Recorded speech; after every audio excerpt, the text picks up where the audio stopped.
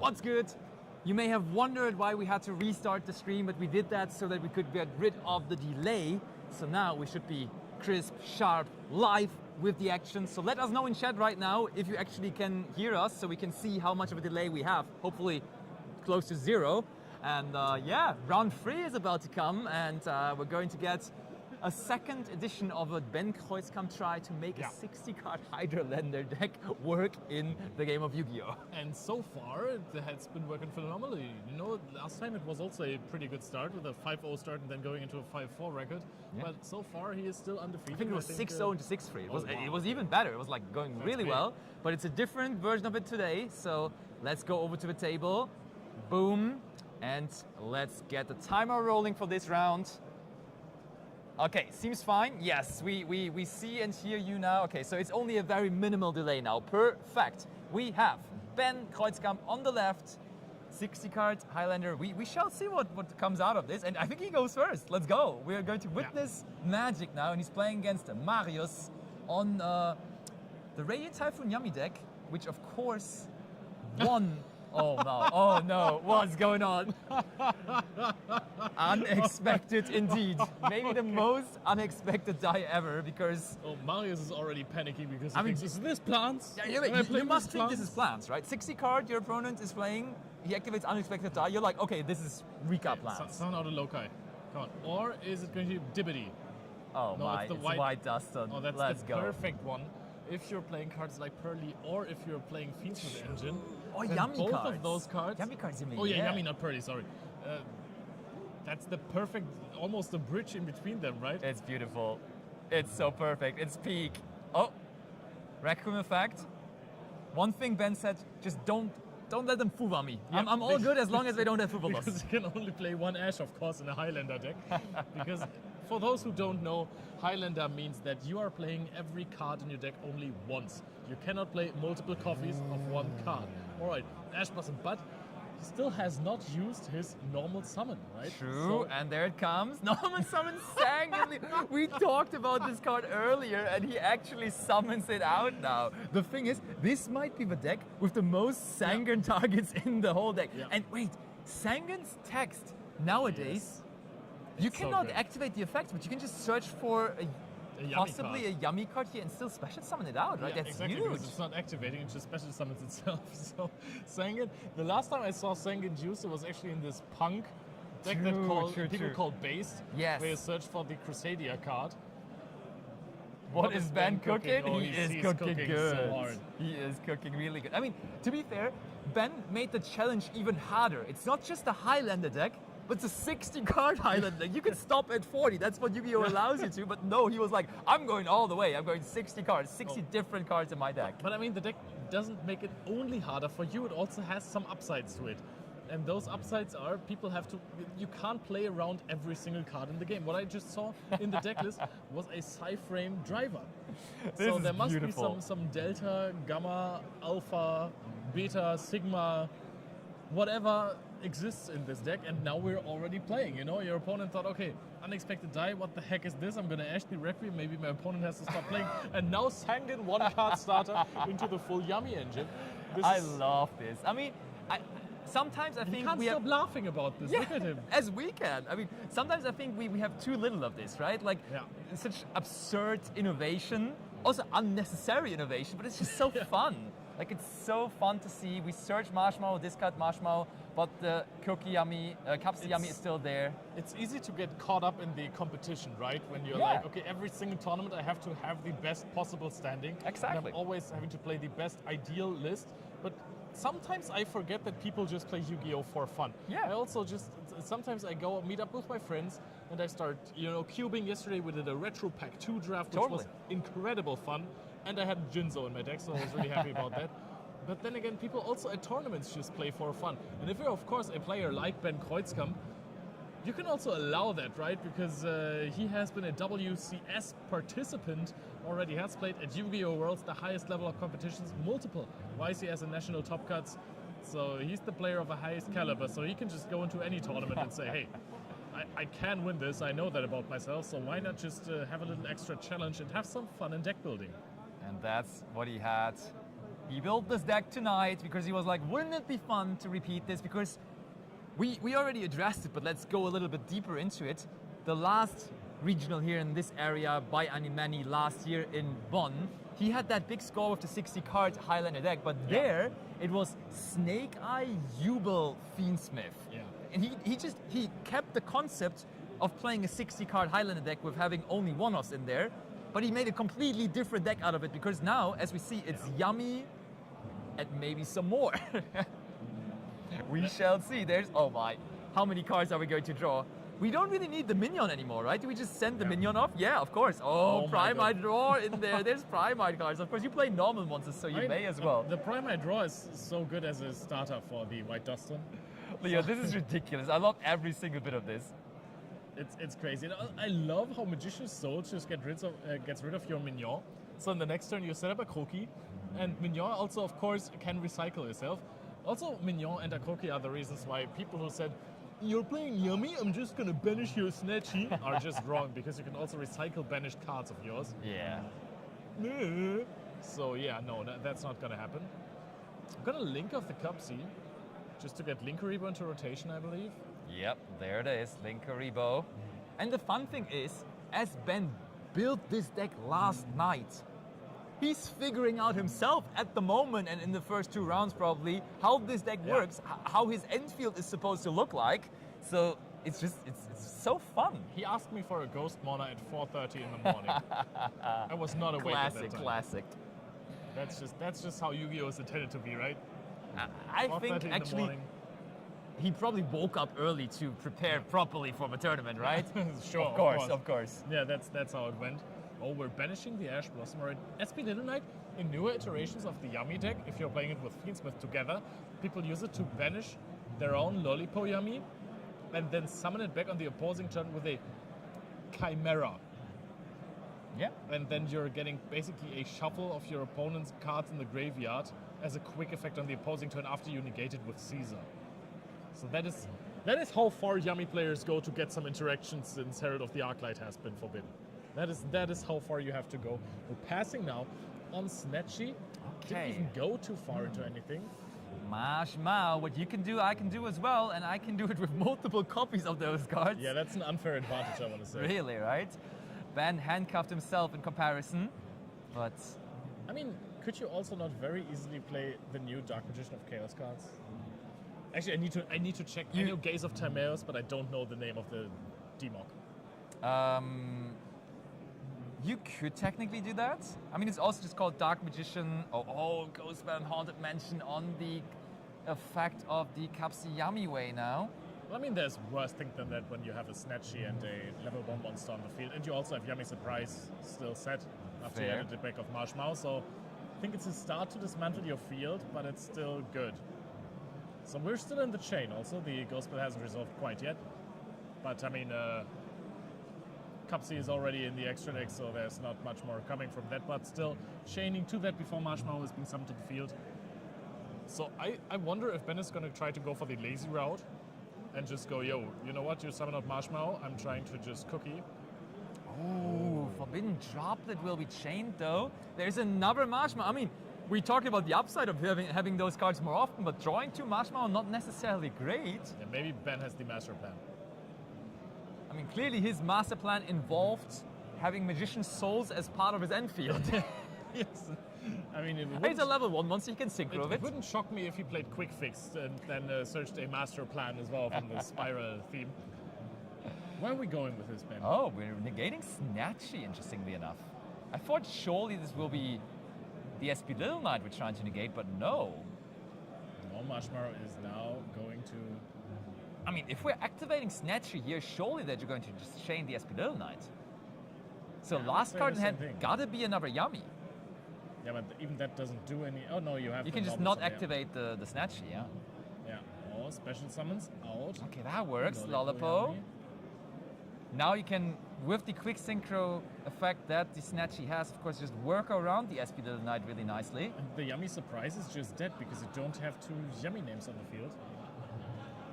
Can you do something with your Linkuriboh? I doubt it, right? Oh. Right, Yummy Surprise.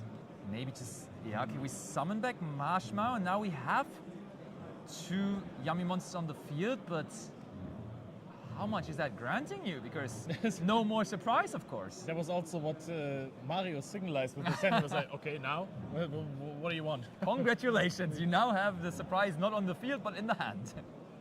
Yeah, very nice. You have a marshmallow defense, and Ben Oh. that would be... Oh, that is huge. Of course, there's only Massive. one more card, and Marius is looking at his graveyard. I think possibly checking the last options that you could have with this. I mean, this is where the limitation of Yeah. Snatchy actually comes in, because there would be just another Snatchy coming previously, but there is another one missing in the extra deck. If you go to that Snatchy, then you have to activate the effect, then And then the comes Espidel Knight to carries. Yeah, you're right, true. punish you. Okay. The 60 card Highlander Master smirk, he's smirks so into evil. the camera. He Aye, is aye, aye. such evilness in first Ben Kreuzkampf, the nemesis, the inventor of decks. And Marius just now has to think what the heck was happening there. What do I side versus this? Yeah, and I mean, you said that Ben, with being that caliber of a player, can allow himself to do that once in a while, to just have some fun. Crazy enough though, while he did that last season, still he managed to qualify for the World Championship qualifying points playoff. So he just combines it all. goated. Yeah, he just, like, whenever he enters, even with the 60 card Highlander, he finished 6-3, which still should have probably given him some points. He probably wanted some more after being 6-0, but he did get some points with it. But I mean, with this, with all this Ben Kreuzkampf glazing that we're doing right now, we also have to mention that Ben, while he is a very decorated player already, he is not known for having the deepest runs at tournaments, True, right? He has true. multiple YCS top cuts, but then top 64 or top 32 were always his biggest enemies. I think he almost made it to the top 8 of YCS Bologna, but I think he ended up on 10th place. 10 for 11, very close to top 8, That is rough, buddy. Very rough indeed, but I think today he would be quite satisfied and happy with 10 for 11th place, to be honest. Making that bold of a deck choice once more. Noble summon Sangen. It is absolutely incroyable, as the French players say. What a way to make it all happen. While these players are side decking, one thing we can actually do, because I do have all the pairings for every round, we can check out what's going on the top tables. It's still early, round 3, so not too much of an indicator just yet, but still nice to see whether our top names in the competition are starting off as expected with 2 wins. And I see Kevin Suger, table 5, so he's starting off good. Sven Rebmann, table 6, another known name out there as well. Joshua Schmidt, table 10, so also starting with 2-0 as you would expect from him. Who else can I find here? I mean, Who we do have there? plenty of players XO still, so I Yeah, think the of top course. tables are merely an indicator of who's doing One of your well. favorite, Timo Hempel, former German he's national my champion. favorite German national champion, for Yep. sure. Thomas Kaas from the Netherlands also out here. Tom Kleinegreber, 2-0, doing his best. Luke Tyler, one British player that made his way here. But now, let's go back over to what's going on in here. Gabriel Susi, by the way, up there as well. So the favorites are starting favorable into this tournament. I can smell a delta from miles away now. Oh, we're drawing with the vision. I see the vision, I gotta say. Yeah, I mean, I think drawing helps in your first turn. We even discard Mystical Space Typhoon. I think Mystical Space Typhoon. that's blasphemy almost in that deck. Ooh, the sneaky one-off. I mean, I say that to every card in Ben's deck because every card is a one-off in this Highlander deck, but he did draw into that Crusea, which obviously he sided in. That is ridiculous. Oh, so he has to play multiple other Radiant Typhoon cards. What even is this? This is just extra value on the opposing turn now. You just to gotta make be sure kidding he- me. Oh. Chains, Chant, and Ben is okay with that. That is wild. I mean, Ben just wants this card to resolve to get some extra searches. Oh, Chains for Forbidden dropped it though, so it will not be resolving.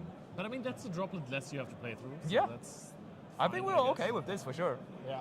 This card is also still a body on the field. The question is, can you make a Link 1 with this? How easy can you get rid of this card? when you draw the Crusea going second against the Radiant Typhoon back post siding as a 1-off in 60. One off in 60 is crazy. It's actually insane. Just showing off the deck a little bit more, right? It's so much fun. Also, like side decking 1-offs is insane. Yeah, it's the technology. And it makes your side decking so much weirder. And the funniest thing is that he kept talking to us about his deck list. And he told us that I didn't have space in the side deck for this card. What do you mean you didn't have space? How many other cards did you need in your side deck? All of them. Every single one was needed. Okay, so we have Sven and also Eldam on the field now. Searching for another copy of Vision here. I can't have enough visions. And I think we're trying to bridge over into the Yummy engine now. So there's a potential for... No, Varroon first. Alright. Searches for Mystical Space Typhoon. That is such a funny effect. Yeah, I mean, you get it for free, so you may as well take it. Ben's like, put your extra deck face down. That's not enough cards you're playing. You're not allowed to show it. What are you thinking about the technology of using the same sleeves for your main and extra deck? Criminal. It is criminal. It's asking for trouble. It is. I played a regional not too long ago. I used different sleeves, but they were just like similar enough. They were both bright. Like my main deck sleeves were white, and the extra deck sleeves were white-ish with some Master Duel logo on the back. And I shuffled one of my main deck cards into the extra deck successfully. It was not the least important card, was it? The Murakumo? Don't remind me of it. Don't remind me of shuffling my Murakumo into the extra deck and losing against Philip Weidinger because of it. Yeah, I think you would have just 2-0 crushed him, no? Yeah, some people say so. Actually, I think I did not see Philip Weidinger. I mean, he could chill, right? There's no extra award for being first on the points list. And also, we're going to just play the Cookie Yummy now. So we don't even need to go into any crazy bridges. We can just normal summon Cookie Yummy. That works. Works like a charm. Right. Chat, let us know what your opinion is on World's Points playoff and if there should be like a guaranteed qualification for being first after the whole season. That is something that Basti and I just theory crafted in our heads. Of course, we have no say in this whatsoever. This is just purely theoretical. I think it would be cool if you're having such a crazy season that you're first after Swiss in quotation marks, right? in big first quotation after marks. 1 year of Swiss. I think that would be a cool thing, but then again, it's also cool to have the system that we have now with the top 16. Yeah, players. there's both ups and downs, upsides and downsides to both. Okay, so we bring back the Lollipop now too. When are we seeing the Nibiru? Oh, that would be soul crushing. Are we locked with Crusea right now? No, We're not. absolutely not. Oh wait, no, Ben is locked. Yeah, definitely. Yeah. Okay, so then the Good Nibiru point, won't yeah. happen. Yeah. I never even considered Ben's Yummy Fiendsmith deck to be locked into wins. Not the usual, only post siding. Why are you looking at a picture of a Sky Striker Ace Ray, Basti? Leave me alone. I love Ray. I hope we're going to see her again today on the stream. No, I was actually Good like old Draguna, you are. I was trying to open the deck list, but it kept on showing me the picture of Ray. I don't know. It wasn't on me. It wasn't me. No, we're not going back to singing, Dennis. No. That's what we did 8 years ago. Oh, here comes the cat. Wait, that can't be Harold anymore. Oh, that's a whole different strategy. Oh, give me the Melfi. Lustige Melfis, joyous Melfis. The Samsara cat comes I back. think we're just synchro pushing ourselves up to some other higher levels of synchro monsters. Yeah, this could be Diabells, right? I think Shackles. Oh, that's neat. Zelen the Shackles. So that card actually does make a lot of sense, and I like that you put this as higher ceiling for your Yummy endboard, because sometimes without the Herald of the Arclight, it does feel a little bit lackluster. And this card also, I mean, it has some upsides towards the good old Herald of the Arclight, right? It's just not as easy to run over it. Yeah, and I mean, by the way, we have been talking about the 60 card Highlander deck from Ben, but Mario's deck is also 50 cards. It's like wow, okay. two piles playing against each other here, really. Oh, SP Little Knight takes care of the Crusea because Why not?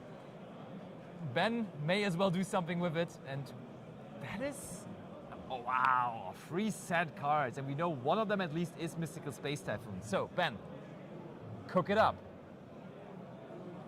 He has set up until 4:30 a.m. the least to build this deck. There has to be some sort of solution for fields like this, but the cards in his hand, they do not scream, I'm breaking fields. I'm seeing a yummy field spell, I'm seeing a yummy surprise. Okay. Finally, we're revealing another part of the deck, and Mario is just like, what do you mean? What the hell are you? What do you mean, Pearly happy memories? memory. No, wait, that's not happy. That's, that is happy. beauty. Is it? No, wait, it's not Pretty. called beauty. Pretty memories. Yeah, it's pretty memories for sure. Is it the one in the... No, it's I definitely. thought It's it in was the the one bath. Yeah, too. it's Okay. bathing. All right, bathing time. Actually, let's confirm that. Because I would have said it's happy memory playing with the wool. No, I'm very sure this is pretty. All right, okay. What kind of slop You is got it. this? Well, it's the Ben Kreuzkamp special. Slopping all over the place. All right, the mandate is negating the pretty memory. Which seems alright, right? Because Yeah. Ben would have to Yeah. discard another card, and now he just got 1 negate out of it. This seems very okay. On the other end, though, we saw that it's a very monster-heavy deck on Yeah. Ben's side. So every negate you can get with the mandate, you probably just want to take, right? Yeah, absolutely. I mean, the things you can also just chain Mystical Space Typhoon on your own cards and then chain mandate to a monster. Yeah, I guess that's true. You can chain it on your Akoki later on. So there is some thoughts. There's the Akoki from Ben. Okay. They still have half an hour to play, so I think it's reasonable to just attempt to play through this here. Ooh, Illusion Gate! That's crazy! That card is also new. You can pay half of your life points, and Ben is explaining it to destroy as many monsters as your opponent controls as possible, and then you get to special summon a monster from their graveyard as well. What? It's actually insane! What is this card? Yes, Is it it's from Maze? Illusion Gate. I think it is from Maze of Myrtles, yeah. Is that the card from the Yu-Gi-Oh! GX anime that Kamula played versus Jaden and versus Zane? I don't know. Chat? Chat, help us. Oh, we're chaining Surprise. Wait, why are we chaining Surprise? Because you can then chain block the mandate to put your Akoki back to your hand. Oh my. Oh my goodness, is this really going to happen? Is Marius with his back against the wall after full comboing both of these engines? Okay, Mario says it is. Actually, it is. Maybe I they know are my still. Yu-Gi-Oh! GX dude.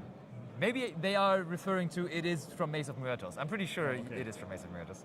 But I mean, you gotta go down the ladder, right? Yeah. You are including so many one-offs, so your non-engine needs to be very On point. versatile as well. Oh. Oh, This is so funny. Is this resolving? That is crazy. Oh. And Zalin can now stop the yummy surprise, right? And then you still get your Mystical Space Typhoon on the Akoki through, but how much does that do? What is bro's deck, brah? Lamau? Yes, exactly that. It's both! See? Dude, that is so cool. I've been waiting for this card to come out since I was a teenager. And now here you are, Got it so far. 50 years later. That hurts. All right. Okay, I mean, Marius, I think he just looks like he doesn't accept it at this point. Well, I mean, what are you supposed to do? You can chain SP to save some. Oh wait, no. You can chain SP to save some of your monsters, but does that really help? The playing around the mandate was also so good with the surprise because then Zelen doesn't do anything. So that's, oh my goodness, it's happening! Yeah. And now we get to Illusion special Gate. summon. Look at this. Do you have a light fiend I There's could a use for cup my seed. fiends with combo? There's a cup Oh, seed. true, there's a There's cup a cup seed. seed. But wait, I think you can't. Oh my, we just summoned Cupsy. But I think we cannot use. He couldn't use it. He just announced Cupsy effect. Oh yeah, you can. It's actually ignoring its summoning conditions. Wow, is also okay. crazy. Chill, dog. Like Illusion Gate is just, and you know, Illusion Gate is the perfect card for a Highlander deck because you can only use it once per duel. So you may as well only play it once, right? So no magical stone excavation for Ben. This is insanity. What is happening? One card remaining in hand for Ben. That is Oh, there crazy. is a surprise from Marius though. But I mean, what is Surprise gonna do versus this? He gets Yummy Snatchy, and that is gonna activate Mignon from the deck. Well, Okay. Oh no, because the Yummy left the field, we're using the a Crocky yeah, effect that's as well. great. Actually, it's To really bring well played. Marshmallow out, so alright, that works. Sure, Marius is on it. Did he announce the snatches though? No, I mean I wouldn't recommend it, because then you still have the Crocky interruption. Okay, we're recycling the surprise back to the hand. We're now synchro summoning, apparently not announced the Yummy Snatchy. I think we're just trying to get rid of the cookie here. And, oh no, the Cupsy. Dragonfruit, I think yes, he targeted the field spell with Mystical Space Typhoon, but then again he activated Yummy Surprise to bounce it back to hand and then play it out. So I think it's correct that it's there. It seems correct to me, yeah. So now, And I mean, we are clarifying with the judges and everything as well, so I think we are definitely yeah. on track to just keep all of this the way it is supposed to be. So he searched for Marshmallow with the Cupsy Yummy. That is the coolest deck I've ever seen. Right? Illusion Gate. Alright, we're going in. The cookie. Okay. I was curious why he was discarding the Yummy Surprise from hand now. Bye, give it back. Oh no, wait, it gets booked, true. Okay, Ben, what else do you have? What's the next surprise from your hand? I think only one unknown card remaining in hand now. Yeah.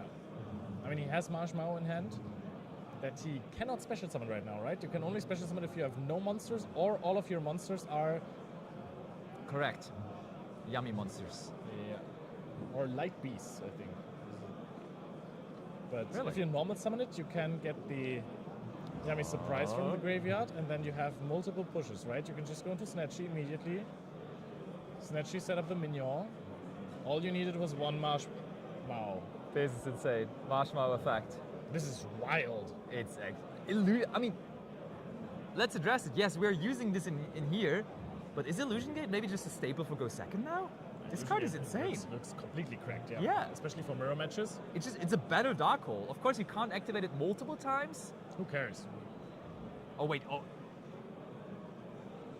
you can only apply this effect of Illusion Gate once per duel. Does that mean, like, I'm wondering if it gets negated, if the You activation... can activate it again. Right? So you just still play free, right? Yeah. That card is so broken. I mean, So why even wouldn't if you? it gets negated during the resolve, I think. Like, even if Mandate negates it, you can activate it again and resolve it. Because you it's haven't not applied applying the the effect. effect. That's a completely new wording for Not me. sure. Yeah, but why would they word it that way? Because you could always just use activate. Or use. Yeah. We had two different wordings for this. Yeah, fair. That's interesting. Okay, alright, so Cookie was summoned back. Oh, Ash Blossom and Joyous Spring now, though. Wow. We destroyed On the what? Marshmallow, and therefore we activated the effect of A Cookie, a yeah. Crocky on the field, and that was met with the Ghostbound Haunted Mansion, Ben. But you have Yummy Surprise. Wait, we have activated this turn, though, right? Yeah, but you can activate every effect once per turn. Oh, you're right. But the thing is, the pop effect of Akroki hasn't been activated by Mario, so he can go for Cupsy Yummy Way. Marshmallow is coming back. Marshmallow has already used its effect. And yeah, Akroki Chainlink 2 on the Marshmallow of Ben. I think that still after Illusion Gate, which did so much, just managed to stop the turn of Ben, stop him in his tracks, and just play through this. With the Ash Blossom, with everything, Mario's really, really showing off here in this game, because so many threats that Ben threw at him, he was just not phased. This was insane. Like, what a game, but in the end, still, Mario is coming out on top here. But now, with the incredibly difficult challenge of going second against a deck where you have no idea about. Like, what is he going to bring? Okay, yeah, now we saw a Pearly card there. What the hell is that Pearly card doing there? Yeah, and then it was negated, and then it was just gone. Yeah, Because didn't matter. No Pearlies were ever talked about again in this game. It was the definition of a bait as well, right? Because they negated that, and then the Illusion Gate came down. Big question. How big is the Pearly package that Ben is playing? Are they just bridges towards Yummy cards? Because if you resolve one, you search for Pearly. Pearly gets the My Friend Pearly, and then you get to search another spell. You go for Pearly, and then you have 2 level 1 monsters with 20 discards, by the way. So you probably mean whether there are extra deck cards for it? They are not. Yeah. Okay, so it's just bridging. Yeah, They're it's- just level 1s. I think I like the idea of a Highlander Yummy deck because everything bridges into level 1s. But I don't know if, for my personal liking, the ceiling is high enough. I think Ben got it all figured out. Let's give some background on the story. We drove here today to Neuss together with Ben, and it was a fun little game that we had because he yesterday evening was thinking about whether to do the Highlander approach again for this tournament. And then this morning, basically, our conversation started off with, yes, I am playing 60 card Highlander again. Now figure out what the parts of my deck are. And like we just kept on guessing random archetypes. It was all wrong, but he always said, yeah, well, I considered it. I thought about it. But it didn't make the cut. Yeah, of course. You had some space issues in your 60 card deck. We really had a lot of space issues with this deck. That's absolutely insane. And I like that Illusion Gate made it. Yeah, same. That card is so high impact, especially when you're playing, of course, also a Radiant Typhoon package. Yeah. That if something like a Drake of Tail Flame comes up, even I don't think that you're going to side it against it, you have Mystical Space Typhoon to pop your own Illusion Gate. You can resolve it. Yeah. I mean, the next question is, what are you summoning from the opposing graveyard? But something. One of two monsters. Oh wait, no, there is no. That is not the easiest bridge for Fiends with cards anymore. Yeah. Wait, I mean, you need more monsters to eventually get into Reprojokus and stuff. So yeah. Oh my, Leo, I'm curious. I just want to see this. The thing is, put up a show once more. Ben would have played the Pumpkin deck if he got the cards. Yeah. But he just wanted to do something fun today. And so far, it's really looking good. Like he's having a lot of fun. It looks like he is having fun, yeah. All right, game 3, 20 minutes on the clock. I would assume that Ben is going first. Oh yeah. It looks like so far with his tournament results, he hasn't been full-word a lot yet. Maybe this is going to change. Marius is looking at his hand, thinking, hey, I have the advantage of playing cards twice. Oh, no, with Pearl Lily! We're starting with the Pearly cards again. Oh, and Marius just doesn't know. It seems like he has an interruption. Oh. I mean, that is the best bait for interruptions. If it's a full that's great. Infinite Impermanence. Okay, that's fine. And I'm quite curious if Ben even cares about that. But I mean, if he had something else, oh my goodness, have a Pearly he has the happy memories. Oh, this stream is going to be a happy memory for him here. Wait, he has a purple card in his hand. Ooh, discarding the Yummy Trap card. Yeah, this card is in Burst Protocol. It actually was also in the very successful Fiends of Yummy deck from Julius Schwarzkopf at the YCS in Dortmund. It's of course, it's not in the main deck from Ben, the Assist Yummy, but it's in the side deck. There is a Fang Veiler now as well. I think he loves that. Yes, you gotta love that. And triple Tactic Talents. You must be kidding me. There is a Marshmallow in the Nibiru, and Ben must be the happiest player on the planet right now. I think that's not even a Marshmallow. That's a Lollipop. That's way better. Oh, you're right. You're right. And I think you just easily take out this Nibiru, the Primal Being, unless you have a crazy way to play around Nibiru with the last card in your hand, because then I think you might want to take the Droplet even. Monteman, yes. I mean, Leo, this is so hilarious that they now veilered the Pearly. Yeah. I mean, we literally talked about this in the car. I was like, it would be funny if they just Ash or Veiler your Pearlies, right? He's playing 60 cards. He's playing everything as a one-off. There is a total of, I think, 3 remaining Pearly cards in his deck in 60. I don't think he would have been able to hit it, but we will never find out. Yeah. I guess we'll never know. We will never know. But the Cupsy is hitting the field. Cupsy is not going to get negated. Ben knows that there is no interruptions anymore. Gets to go for the Marshmallow Yummy. And I think with only 2 cards left in the hand of Marius, he has a Droplet, which is right now, before the next draw, completely useless because he has only 1 card to play with. It's going to be tough. He will have to break a full field, a full combo that Ben can throw at him with just a Droplet and a Lollipop and a top deck. Oh my, okay, discards the Marshmallow. Cupsy's still there, goes into the deck. Yeah, the Veiler was oddly used, I want to say, because like the more you think about it, we talk about, of course, he doesn't have the information that it's all only one-offs in the deck. Yeah, but it's still cards. Against a 60 card deck where you saw all those kind of different cards. And you saw the Pearlies, you know that there's going to be a lot of You saw the Yummy yummies, stuff. you mean? Yeah, Yeah, for sure. And I mean, actually, Valor is really bad against Kapsi Yummy Way usually, but when they don't have any yummies in graveyard, it's actually really good because then they can't chain it. That's true, yeah. It's like just waiting for that to happen and then Valoring it Yeah. might have ended the turn. That is true. I mean, then there is still going to be going into Snatchy, getting him in yours. So you can still do something, especially if you find another card with the talents, but then you're playing into the Nibiru. So I think now we're going to see a full combo. Oh, please. Please. Destiny, there's plenty of very, very accomplished players in the tournament today. Yeah. We're going to have, hopefully, most of them on stream at some point if they keep on performing well. But that's what they usually do. That's usually what they're known true. for. And the Reprodokus technology, Oh, my. getting those Light Fiends into the mix, bringing out a Lacrima. Lacrima is going to send Engraver, and then we're here for a whole nother party. Oh, no. Lacrima. This is pure madness, and I do love every single bit about it. Can he now, or can he not, go into Caesar plus Desiree? Because We want to know. I think we gotta know. he's going to negate Max this turn. Did we even use the effect of Reprodokus? Oh yeah, we must Yeah. have. Yeah, of course. No, we're going to go for the good. Sequence. But does he have Agnum Day? I think he's not playing it now. I think he told us he's Yeah, not running it. Because then you can't go for double, I think. But that looks like a good old Lacrima to me. Lacrima turning into Lacrima. Yeah, we love to see it. That card was forbidden for a little while, but it is back since the time rule has changed. Yeah, that made the card a lot less toxic. Now it's a really cool extender.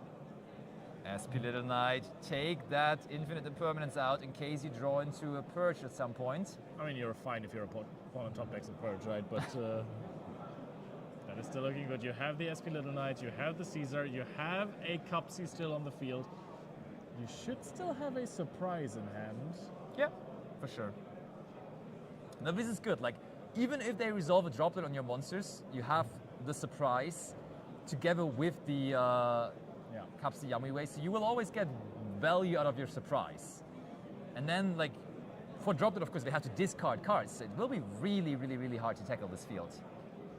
Yeah, that I can say, especially with only the cards that you're having in hand. It's tough. It looks like an almost unsolvable puzzle for Marius, but if one person has fixed an unsolvable puzzle, that is gonna be Yugi, and he's the reason why we're all here, right? So Maybe Actually. there is a chance with the heart of the card. Illusion Gate. Dude, oh my goodness. Would You can solve the negate it problem. with Caesar. Oh, you can. Oh, true. You can mitigate that with Caesar. Chain Droplet. oh, Lightning Storm could do it as well, maybe. I mean, it's tough. Chain Droplet, actually, on the Spell and Traps and Chain Droplet could be insane. Hold on, that is a top deck. Now, if you do that on the spell and traps, then and chain droplet, then there is another issue with you only playing with Lollipo against SP Little Knight, Caesar, and Cupsy effect, right? So I think you have to use it on monsters. Let's see. He did do it on monsters, and we have brought back some yummies. So the thing is, wait, if you go Lollipo, you can't surprise bounce it yet. And now we also know every single card. We know the last remaining card in hand is a droplet. Ben thinking about this.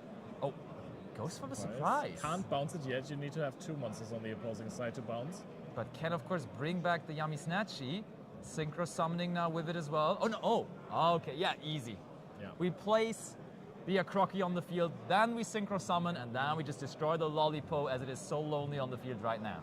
Yeah, if you Snatchy and there's going to be a droplet, you're just chilling here. Lollipo All is right, to all do right. the dotscape. Oh, just casually falling out of the deck there, yeah. And that is the fist bump. Ben Kreuzkamp takes it again. 3-0 with the 60 card. Highlander piled straight from hell. It is actually ridiculous. Look, there's a Piri Rice map and a Book of Eclipse in there as well. Oh my good, crazy starters.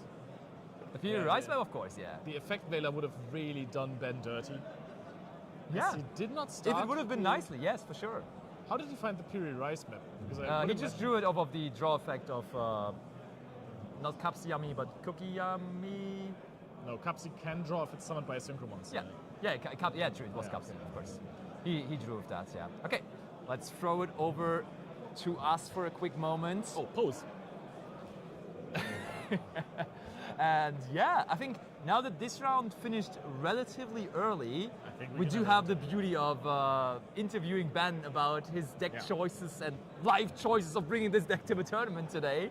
So stay tuned, because for that crazy of a deck, you want to hear something Yeah. about it. And of course, with Ben being such a competent player in the game, you want to hear him talk about Yu-Gi-Oh! In any possible way. So I would say I will try to get Ben over as quickly as possible, and you will do the interview Sure. with him. Sounds good for me. Should I mute us, or should I just? Are you going to keep on talking here? I'm just gonna keep on blabbering. All right. See you in a moment then.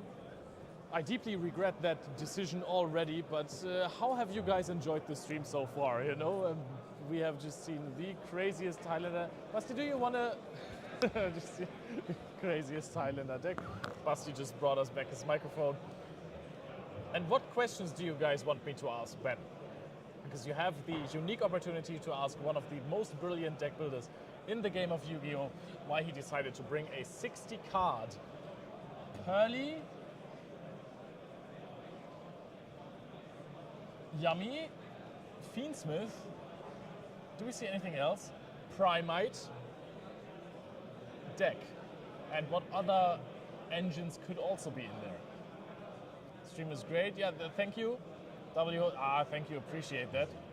I hope that your audio. What is with my hair today, dude? I hope that you appreciate the audio as well. I hope this works now, because I can do this, but that's a little bit annoying. So, what do you guys want to know about Ben's deck? You know, he's been a very creative duelist over the last couple of years. Has performed mostly incredibly when he was playing some meta decks. There he is coming over. Guys, quick, come out with the questions. Sangen, oh my god, Sangen. Does Sangen count as an engine? Does Sangen count as the engine? Is the Gladiator Beast 2-card combo to 6 monsters?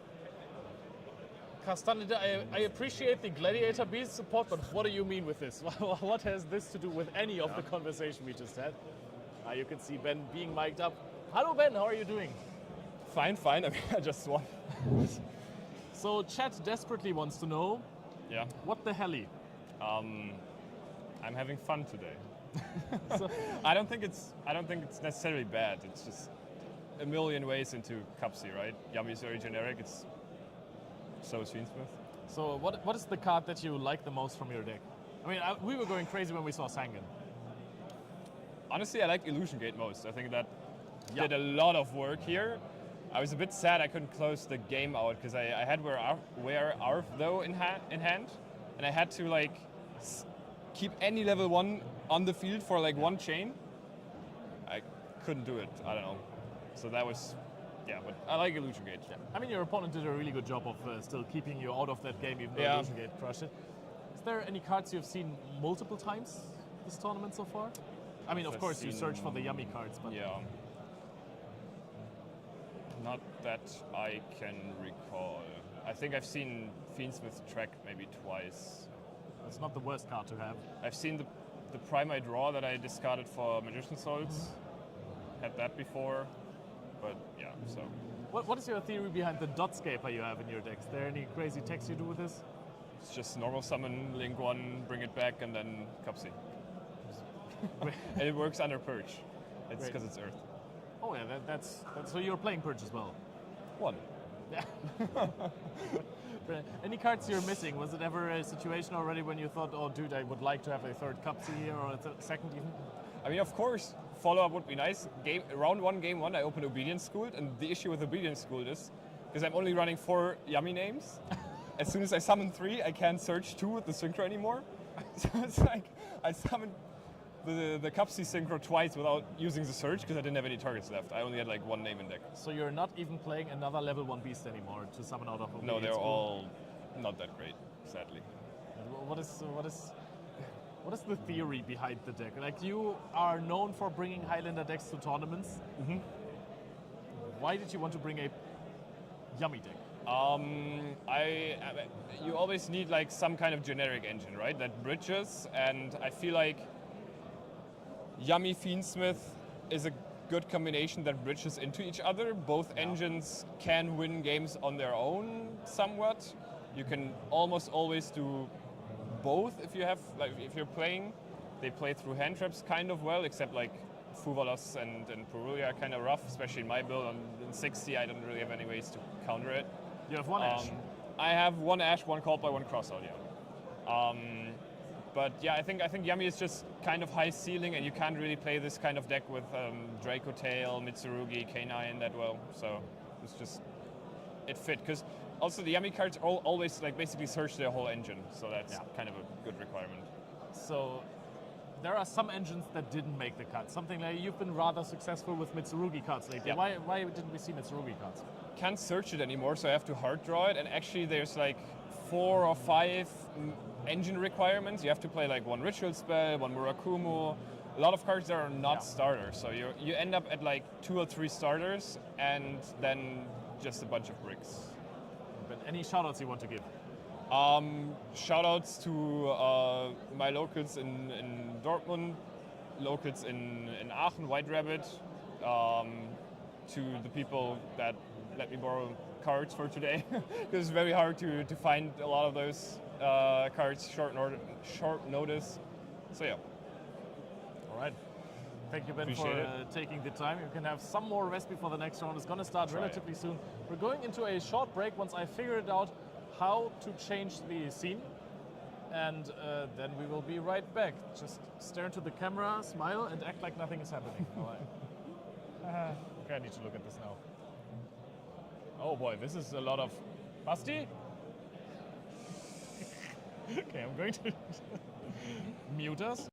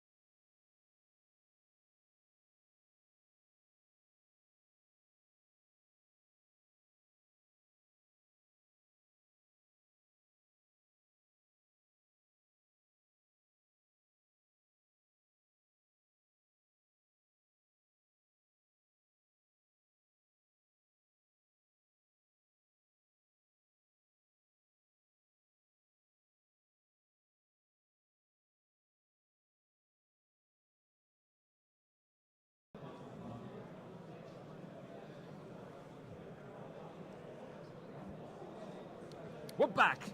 Round number 4 on the menu. The cool thing is now you can always already see who's sitting down, what kind of stuff I'm putting in, so you already get spoiled a little bit. And of course, former world champion of the game of Yu-Gi-Oh! Master Duel, Emre Kijilatis, doing well for himself today in the TCG with a 3-0 record so far, facing off against Emanuele in the upcoming rounds. Let's see how it's going to go down, because I think we're on the one end going to see some very new cards from Mace of Muertos, which is appealing, of course, to see. And then on the other hand, the deck that Emre is bringing, That's a new construction Yeah. of some decks that have been good, but they Yes. haven't been seen together like that. So I'm quite curious how it's going to go. Round has already started, so we're going over to the table to start that one too.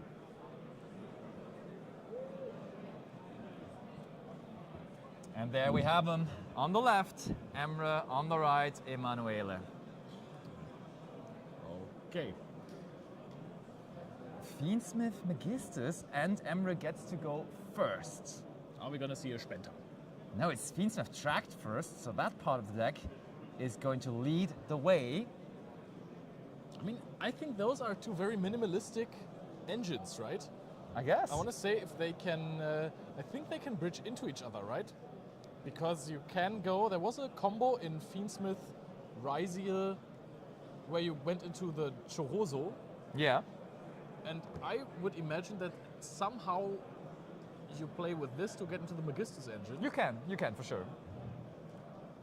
I think we might see that here, depending on whether Emre already has Magistus cards in his hand or not.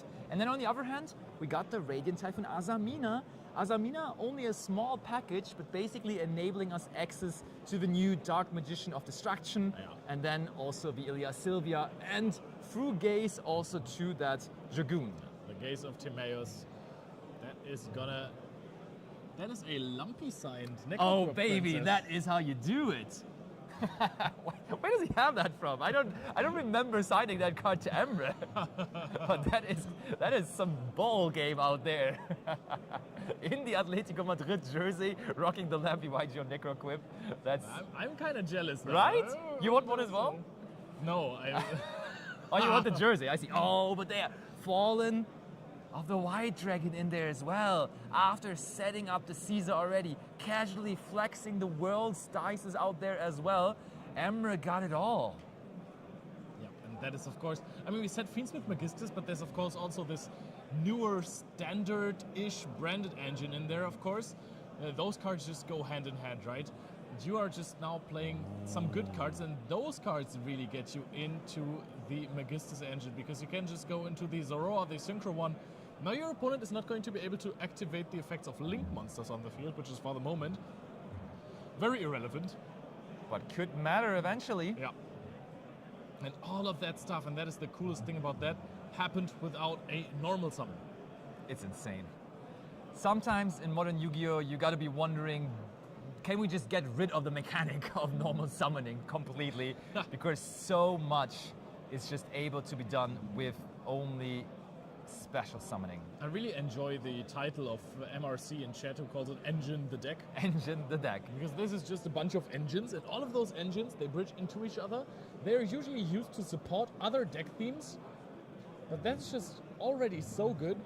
Go to Cypher Mode Omega now, and this Oh usually my, let's is have a paired look.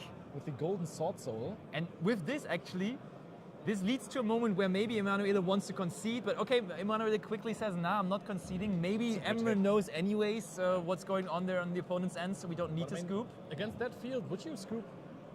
Looks like nothing to me. So far, there's So a far, Caesar. so far. Maybe we're not done though. Okay. Oh, that's looks like wait, end that's phase, end no? phase. Oh, you're right. Yeah, so you're going to be able to set the Fallen Fallen into Virtuous, now, Virtuous. of course. That's all right. But yeah, you're right. It's rather minimalistic. Let's see whether that will hold up versus the Radiant Typhoon Azamina deck that Emanuele has brought to this tournament and so far piloted so successfully. You know, it's interesting to me that there was no Savage Ring, right? I just remember from Master Duel that I would always go Zoro, Well. Warlord, Savage Ring, and that, of course, does not work anymore. Also, when you went through Artemis already, you do not have the option to just easily search for the good old Crowley, because Crowley puts up a whole new layer of interruptions on this deck. If you're going to the Zoro Fusion monster or another IWAS, I'm saying another, but I just mean AI was. Yeah. Then you can have another layer of interruption. Slightly more Omega, usually used when the Golden Sword Soul is also in play, when you exit that through your branded engine. And now Emanuele gives that a good thing. We had Radiant Typhoon earlier on feature, Also, did we with go for a Pierre Black winning Dragon? in round 2.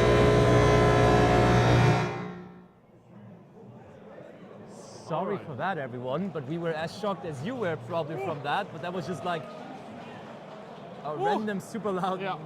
Noise noise happening. Everyone is fine, nothing happened. It was just Yeah. one of the boxes going through full volume. Aye, aye, I aye, wanted to aye, mention, aye. where's the cliche of the Black Dragon? Didn't we go through this? No, we went into the Zoro immediately. Instead, yeah, for Okay. sure. Oi, oi, oi. Oi, oi, oi. Yeah, moment to like get back Yeah. into normal mode there. Okay, oh. That's Eldom. That is a normal summon though, because Emra has a set card. Wow. That's not great. Oh boy, oh boy, oh boy. Okay. Oh, but immediate Blossom. Ash Blossom and Joy Spring from Emra. A cruise ship just deployed is crazy. Okay. Oh, Called chains by the called grave. by the grave. Do you have an answer to this? Do you have a go spell?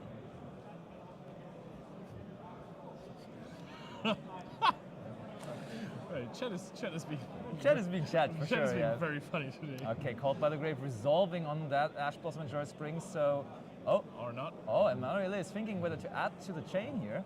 Okay, we're not resolving already. It's always important to properly resolve the cards in the right order and not just to throw everything. Oh, Wow. Droplet. Sends the called by the grave and the super polymerization too. If Emma now gets to get rid of the Zoro or Synchro somehow, he can just basically negate the droplet. Oh, Chains Lacrima. Wonder what that is all about, because I don't see how that helps him. That just gives his opponent the option to negate the Requiem on summon. I mean, do they really want to do that though? Yeah, I think you want to negate the Zoro as that Right. stops you from using link cards. Oh. Oh, we're negating our own Lacrima? Okay. What that's is good. going on now? I mean, maybe we don't. now Fallen and the Virtuous. I mean, Oh, we couldn't chain the Fallen and the Virtuous before. we could have changed it to a Lacrima. That's what Yeah, I'm that's true. wondering. We pop the Zoro on now, and this is how we get rid of the card. So the This is Caesar. insane. But we took away one negate of the Caesar. I wonder why we couldn't just have changed it to the Lacrima. Oh, No, yeah, because of the we don't want a Lacrima second resolve. monster. Yeah, Yeah. we don't want a second monster. Oh This was my a God. genius sequence from Emra, negating his own Lacrima, making it able to activate the Fallen and the Virtuous, dodging the Forbidden Droplet like that. That was some 5-head stuff there from Emra, because for the people not completely aware of this interaction, Forbidden Droplet needs to negate as many monsters as you have sent cards to the graveyard. And as there were 2 cards sent to the graveyard with the Super Polymerization and the Called by the Grave, only 1 monster remaining on the field of Emra cannot be negated. Wow, that is absolutely huge play. That was Droplet is sometimes, Great. if you're committing really hard to it, it's sometimes a little bit risky. But then again, if you can't play through a Caesar and you need to use your Link Monsters effects, then wow, that you kind of have to go for it. Now there's a Crucia in hand that, of course, announces its special summon, an activated effect. And yeah, Caesar can deal with that. Oh, but now no Sven. more set cards, so we can special Yeah. summon Sven. That is the downside of That that. may help, yeah. That may help. What can you add on the side of Emanuele? Also, I gotta say, it went by so quickly, right? Ember just found that line with He knew. such a determination. It was insane. Okay, Chant is going to be searched off of the Sven. Are we going immediately into the Varun? Seems like it, and I mean, that just helps to play through the Caesar too. Yeah. Varun is always going to be able to search for a Mystical Space Typhoon. Now you do not have anything that you can activate MST to yet, but you can go for a chain MST, then chain Varun, and then activate the mandate from deck. Then with the mandate, you use the chant to add another Mystical Space Typhoon, activate that, chain Mandate, negate the Caesar, Yeah. set back the Mandate from its own effect because you popped it with Mystical Space Typhoon, and then you can activate the Crusader if you want. That would be a possible recipe to success. Do we want to go down that route? Or maybe We shall there's find something out. way easier. I haven't playtested the deck enough to just come up Oh with wait, we the- can just use the other effect of Varun as well, right? There's another one? There's another one. Let's see. He just pointed towards the Caesar, and I mean, yeah, you can target 2 face-up monsters on the field, including a Radiant Typhoon monster, and place them in the face-up spell and trap zones as continuous spells. So we're placing the Varun itself, and also that Caesar. Crusader effect. This is magically strong from Emanuele. I mean, we were praising Emre for his use of the Fallen Individuals and Lacrima combo there, but Emanuele just ups it even one more, playing for this going second. And I mean, Radiant Typhoon had a disappointing showing at YC's YCS, Dortmund, but so far the times we have seen it here on stream in round 2 and now also here in round 4, it looks absolutely ridiculous because every single time it went second into a field, Yeah. and so far took it it apart. it goes crazy into them and breaks them like it's nothing. Yeah, and mostly with Engine. I mean, of course, you also play some of those droplets and stuff, but I mean, the droplet this time forced away so many interactions Yeah. already, and then you also get to find those cards relatively often if you're playing stuff like Vision. Is it a Ghost Rare Mystical Space Typhoon? I mean, yes, it is. We're using it on the Caesar now. That's just BM at this point. Get out the Megala. Oh, Fuvalos! Oh my goodness. I mean, you called it BM, Leo, but actually it enabled the Fuvalos now. Yeah. I mean, maybe it would have even been the better choice to just pop your own Varuon. Must have been, yes. Oh, and another Fuvalos No. chained! So the Megala can't chain. That's madness. That must sting. Yeah. I mean, at this point, you kind of... Are you forced to pass on this? I mean, against this Emre. deck, aren't you just trying to still do it? It's weird. I mean, Emre is playing so many cards. But wait, we needed to use it on the Caesar because we could only special summon the Megala when our opponent controls Yeah. no spell and trap cards. So Yeah. we kind of had to do it. But now the double Yeah, makes Fuvalos, sense. of course, is pretty sick. That's so good. Oh, we're actually going to the extra deck. And then it's going to be double draw for Emre. Oh, he's Kisnates. already putting them down. Here going comes for next Varun Varuon. again. And he's activating Chant. Varuon, can you chain it? Can you get the Mandate? Oh, Emre. No response. All right. No response to that effect of Varun as well. So has Chant been used to grab a Mystical Space Typhoon already? Which effect are we activating? Because we have basically activated every single card you have in your deck, right? That's true. I think we already resolved it, right? So what did we get? Oh, are we... Vision, Chant. Oh, we're using the draw effect, of course, now, Yeah. of Mandate. Fair. Just get another card, hopefully to interrupt with Emre. Because I think what we can settle on for the moment is that we're not going to have this game be over that turn. I don't think we can Yeah. pull out the 8,000 points of damage here. Right, there is a Mystical Space Typhoon in hand still. Varuon attacks for a little bit of damage. Chippy chip damage in there. But Emre is for sure going to get another Oh, I time. think, Now the I think question it is, might even be 2 Mystical Space Typhoons. That's huge. how many resources does he have in grave? He has Dragon that Devoured the Dogma from the Fallen and the Virtuous, so you get that. I mean, you're getting into the next main phase of the turn, and that is the end phase for the branded player. So you're getting to search another effect. I think we don't have Ecclesia the Black Dragon in the graveyard yet, but that can be fixed quite easily. Okay, Emre, your turn. You can still turn this around. World Champion difference needed once again. And he has, I think, still Ecclesia the Virtuous in hand, so that one can easily be special summoned, because your opponent controls more monster than you. And then you can special summon out another Fallen of the White Dragon. And he got so many cards. Just like Yeah. with the Fuvalos, that paid off big Yeah. time. So, Emre going for his graveyard. How much can we do? There must be an engraver in there as well. So at least that, together with the Requiem, of course, immediately basically demanding some response. There's also a Spenta that can be used. Oh, we're putting back a Light Fiend to get the Engraver already. We're starting to possibly force out interruptions. And I mean, also, that card right now being in the graveyard, there is Magister's cards that interact with back row too. And that is the one. There we go. This could be trying to destroy the mandate. Or is it, Oh, does the it not Omega. target? The Omega did not come back. Oh, you're right. Yeah. We're going to have to talk with the judges about the Omega, so just we make sure that it does return to the field, because his opponent, quite frankly, would have a Radiant Typhoon Vision extra in hand. That card must not do too much at that point, but it surely does change the game a little bit for Emerald to have another big body on the field.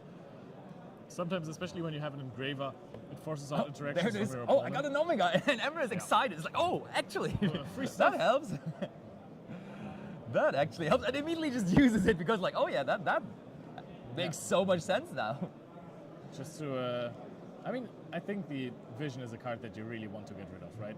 And Just so your opponent doesn't have it. It is the and Vision. we just reset it. So it Alright. didn't even matter. We were getting like crazy hyped about this. Thank you, chat, by the way. yeah, for sure. Always when you see something, Say something. Just say something, yeah. Say something, Leo. Da-da. No, that wasn't You're a song. in a That was just singing mood yeah, today. yeah, I am. I'm always, to be honest. It's the say something, I'm giving up on you thing, right? Yeah, You're a poet. I am. Okay. We're just trying to draw once more with the mandate here, I think. Yeah, I mean, as a response to the Ecclesia effect, right, at this point, Emre needs to not play around cards like Ash Blossom and Joyous Spring. Not that, but Called by the Yeah. Grave, yes. Ghost Band Haunted Mansion, yes. Because the Ash Blossom, of course, was met with... Oh? Mystical Space Typhoon now on his own mandate. But he wants to negate the Fallen of the White Dragon. You're gonna get the mandate back, but you still need to... Oh, what card can you chain to the Mystical Space Typhoon here? You need to find something... Oh, of course, the Fallen and the Virtues. We added it back Wow. with the dragon that devours the Dogma. I mean, we added it, right? Yeah, Yeah. true. And now he can just summon back a monster from the graveyard because he has a Fallen of Albus. So strong. Both decks showing why they are currently top meta contenders. I mean, I'm saying that about Emre's deck, but Emre is just a combination of different decks that are currently in the top contention. And Emanuele with the Radiant Typhoon cards that have been making some waves since the release of Burst Protocol. Oh, and now Emre is considering, and he was looking at the Necroquip Princess. I do not believe it was summoned correctly. So I don't think that Necroquip Princess... Oh, actually, you fusion summoned by... Yeah. No, it is. Is it special summoning? I think it's a very weird ruling about contact fusing. That was my Siri going off and saying, I'm sorry, I didn't understand that. That's funny. No, I think contact fusions, I recently saw that conversation, and I'm pretty sure contact fused monsters can be revived with Monster Reborn or whatever you want. I think it depends on the wording, right? No, you can- I think it does not. Okay. I think it does say you can special summon this card by doing this and that, and still you can summon them back out. Maybe someone is good with judging stuff in chat and can give us confirmation on that. But I'm almost positive, which is a very strong way of saying it, I know, I realize. that this is how it goes. So, Emre, what are you doing with your rank 4 turbo now? I mean, we have special summoned Fall of the White Dragon through the Ecclesia effect, so we're not locked into anything yet. So technically you can do whatever you want. I think Ecclesia the Black Dragon, just to have it in rotation, would also make sense. That's a card that I would have also seen sent from... For sure, that will be a For Virtuous. Requiem here. but how much can we get out of this engine? And we did not get any more information about the hand of his opponent through the Omega. I think at this point it would have been really nice for him to just banish something else other than the Vision, just to know what it is. You know, full information. Now he still has to probably play around stuff. Okay, chat's saying that you cannot, because it was not fusion summoned. I am still not sure though. Actually, Leo, for the in-break interviews, we are going to get one of the head judges over asking them about sounds that great, yeah. ruling. That actually sounds fun in general, like getting that's true. one of the head judges and asking them maybe a couple of other things about the tournament as well. But Yeah. we're going to mark that ruling and ask them about it. Put them on Yeah. the spot. Exactly. And Maybe then, we give them a moment to prepare beforehand, but yeah, that sounds like a good thing to do. Sounds great, yeah. I like that. All right, what are we going into? Is it Ecclesia of the Black Dragon? Emre wondering. I want to see Ryziel duo drive here. Please. That would have happened in Ben's deck. I think Ben also Oh, Chaos. possibly Engine? disregarded the Magistus cards. Those seem good in that kind of Highlander decks. Yeah. That is true, yeah. They can probably somehow bridge into Yummy. Yeah. Everything does. Yeah, certainly. And are we activating Mandate again? That was this turn already, right? I figured, yeah. It must still be that turn, right?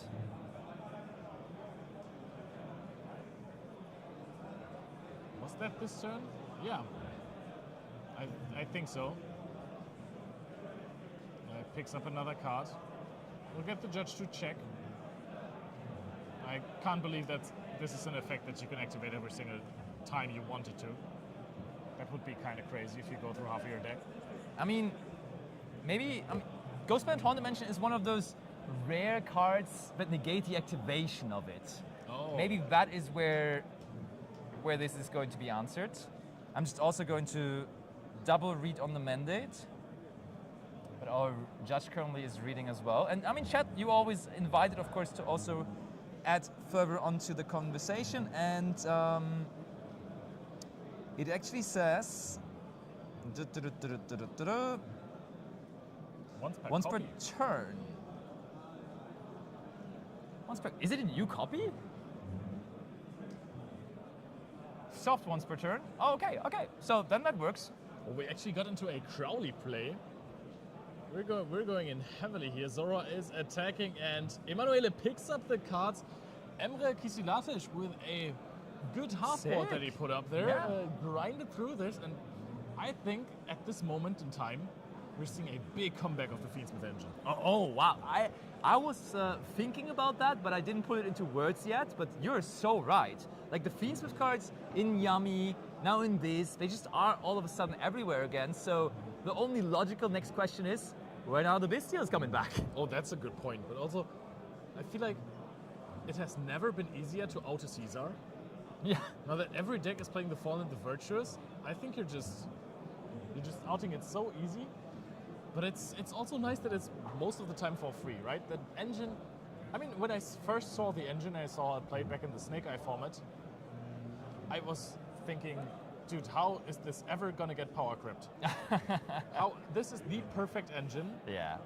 Everything, I mean, back then we also still had Moon, right? We did have Everything Moon. bridges into this for free. If you start with this, there's so many decks that profit off of it and that you can bridge into from just using the Fiendsmith cards. And it gives you free interruptions, some of the best interruptions in the game. If you don't think that negating summons right now is important, you can do a untargetable, non-targeting Omni-negate for face-up cards in Desiree. Yeah. And if you really want to go crazy, you can have both just from drawing Engraver.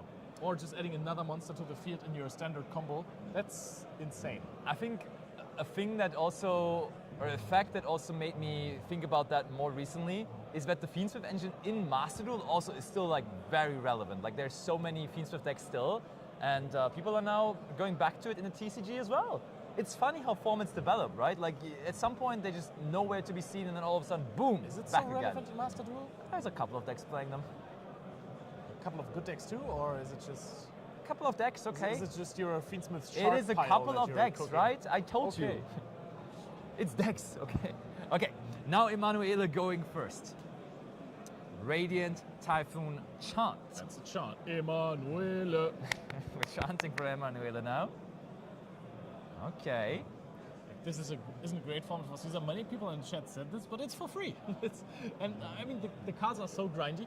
We've seen countless times today already that decks struggle to just OTK through boards, right? You can out them, but then there's still this free recursion you're getting.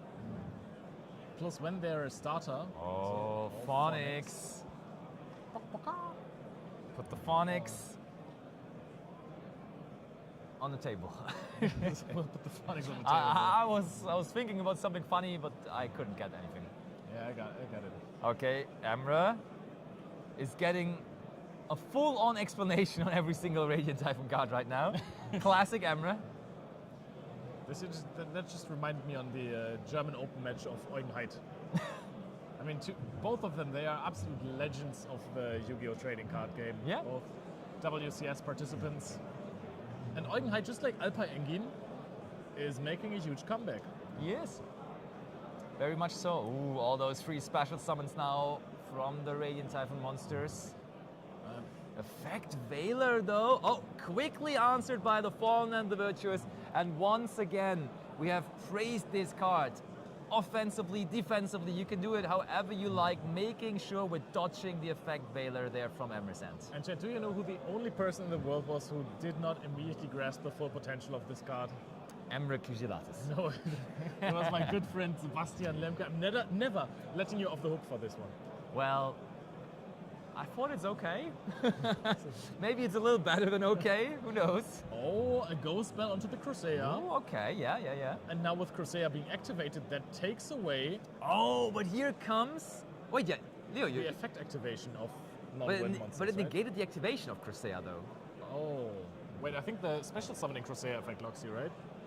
We are about to find out as we have Gotta read some Deception cards. of Simple Spots, finally seeing the Azamina part of Emanuele's deck, searching for Azamina Depters here. Oh yeah, no, it's... It is the search effect, yeah. I think we're not locked right now. Yeah. Okay.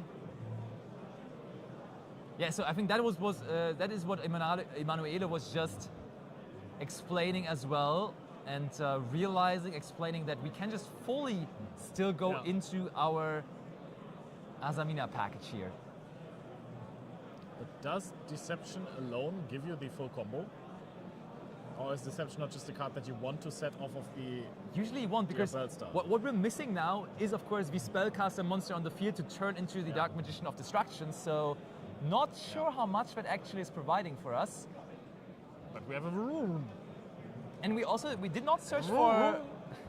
We did not search for Hallowed Azamina. In fact, we do not even play Hallowed Azamina, but we just do it with the Azamina Depters instead. Azamina Depters activated. And I mean, it's the same thing. It's just reveal the Azamina Fusion monster in your extra deck, and for every 4 level that it has, you can send 1 Sinful Spoil card from your hand and your field to the graveyard, and then special summon the revealed monster. But it is a quick play spell card, so you can trigger most of your effects like the run, and you get the mandate for free. So it makes a lot of sense to not play the Hallowed Azamina. Yeah. I really like this. It's good, for sure. Here comes Ilya Silva. Ilya Silva. Ilya Silva, yeah. Ilya Silvia, Ilya. That's Ilya. Shout outs to my friend Ilya. Ilya Silva. All right. And I mean, again, we do not see the new cards from Maze of Muertos. We have been teased by the cards. We want to see the Dark Magician of Destruction, D-Mod, as people call it already, just named after the oh-so-iconic D-Mock, Dark Magician of Chaos back in the day. I mean, the artworks are kind of alike. Yeah, for sure. That is an understatement. They're twins, I would say. Yeah. Not just brothers, but really twins. Hard agree. Twinsies. Okay, Albion, so we are in the end phase now. End phase, Albion effect, make that a Fawn and the Virtuous number 2. Ladies and gentlemen, Emre has fought back through a little Radiant Typhoon field in game 1. Can he do it again here? He will have to do it with 4 cards only in hand. Wait, okay, we're checking chat. Diva Run, it's a Radiant or an MST. So it felt like there was cards red, right? If a quick play spell card is activated, you can place 1 Radiant Typhoon continuous trap from your deck or GY. Yeah. Liar. But wait, he linked off the Ilya Silvia, right? Was it about the summoning? Because he needs 2 Radiant Typhoon monsters for the summon. And he linked off the Ilya Silvia. No. Absolutely not. But where did the Ilya Silvia go? I think it negated the Ecclesia effect. Okay. Just read the card. Yeah, it's okay, yeah. We're all good here, Oh, the X-Rysil in branded form. Here comes Fallen and the White Dragon, but Mystical Space Typhoon will negate it. It still just feels negates- weird to say that. It just negates everything. You even pop your own cards, doesn't even matter. Mandate is then going to trigger. And of course, Varuron also triggers the mandate. It's just going to be activated back. That's also a good way to get rid of the once per copy text, Yeah, because that basically resets. totally. That's huge. Emre, what can you do about this? I mean, it's a tough one. He used 2 cards already to stop his opponent from comboing off. That did not really work, right? His opponent still ended on triple set card, Fallen the Virtuous, and MST, the Mandate, Varuron on the field, and the Ilya Silva. Oh, are we in the end phase? I think we're resolving Albion. Oh, wow, okay. But there still is the... Oh yeah, we took back the Ecclesia to the hand, and I think, yeah, this looks like Emanuele got through this turn with not much damage, but also not much follow-up, really. But he can, of course, possibly draw some cards now with the Mandate still face up on the field. Yeah. And Deptors also, as follow-up, can revive the Ilya Sylvia once more. Wow, that is insane. So, Which is another case of K9. a monster that was not fusion summoned coming back. I think that counts as a fusion summon. I think it's just a spell that fusion summons. No, Deptors specifically says you special summon it. Oh. Then that should not work. Depending on Then what. special summon that revealed monster. This is treated as a fusion monster, as a fusion summon. Yeah, so then it's not coming back. Wait, but it is treated as a fusion summon. Oh, then it's coming back. But maybe he shuffled back Adapters. Yeah, I think he shuffled back Adapters, so All it's, right, it's not okay. coming back. Well, all right. What are we even having this discussion for then? Okay. Just for the sake of it. Fallen and the Virtuous activated. All right. Oh, are we summoning back? No. Oh, because there's a Fallen of Albus on the field? Is that what Fallen the Virtuous needs? I think it is, yeah. That is so funny. Let me just confirm.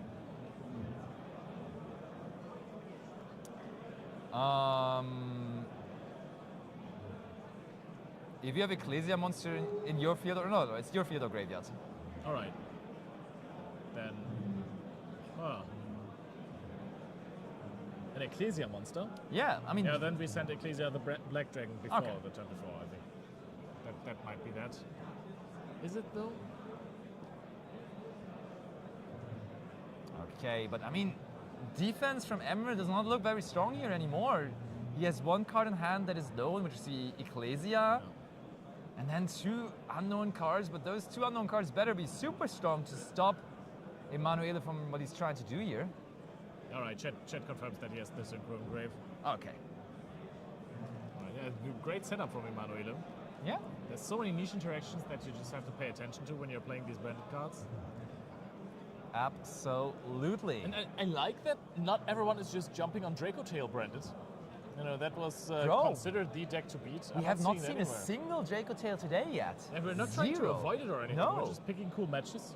I mean, and also, Weiss Dortmund was Yeah. won by Vanquish Soul K9. Yeah. Not to be seen yet either. So maybe that is going to change as this is only round 4 out of 10. And usually in the later rounds, we're going to see more of the top meta decks. But for the moment, not really the case. And I think, But maybe it becomes the case for K9 later on. oh, hey. This might be a point where you try to consider scooping unless you have something like Nibiru the Primal Being in your hand. Nah, Emre is an honorable man. He's never scooping. I mean, that might become a problem with the time. He's a true duelist. What do you mean? That's a good point. He never has a problem dueling. The duel lasts until the last card is played. And then we see the confirmation there is actually Ecclesia, the Black Yes. Dragon. Resetting just 2 cards from the extra deck, that is absolutely mental. The utility that this card provides is incredible. And now we have so many monsters in defense position. Yeah, that is also confusing me.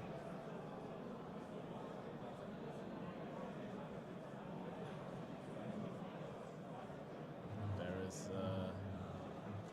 Sure, why are we... I mean, I understand why we summoned the Varuron in defense position. Well, yeah, okay, but the Maybe you rest. can also, all right. Oh, okay. Totem Bird. All right, there's some attack. 1, 2, 3. Is that not game? Please tell me this is game. Oh no, Emanuele is confused by his own attack points. shouldn't be no, game. No. I mean, yeah. Total Bird is way too little for this to be game. Yeah. That's 1-9. I think it was 2-3, 3,000. That's barely not game. Oh no, Emre gets another turn. That's crazy. And I mean, that did not look like crazy. I mean, For we the could next have turn, easily so- made a great fly here. And with great fly, I think surely just linking off the Vow Rune, it would have been enough. Yeah. I mean, the Valorun is what keeps the Nibiru in check, right? Totem Bird is game, someone in chat is saying. He also didn't set back vision. Ay. Oh, it is game. Okay. Lucky Emanuele then in that case. Or maybe just perfectly fought through Emanuele as he has always. The trap gives them attack, right? Oh, you can never forget about that. Well, we did. Well, we did, yeah, Leo, but we're that's also not playing out yeah, there. That's the reason why we're sitting here and we are not on this top table. Right there. So, why did you make Totem Bird and not Great Fly? Well, that's a good question. Honestly, when I would play Radiant Typhoon, I would just make Great Fly whenever I can. It's It's such just an so iconic cool. card. Yeah, super iconic card.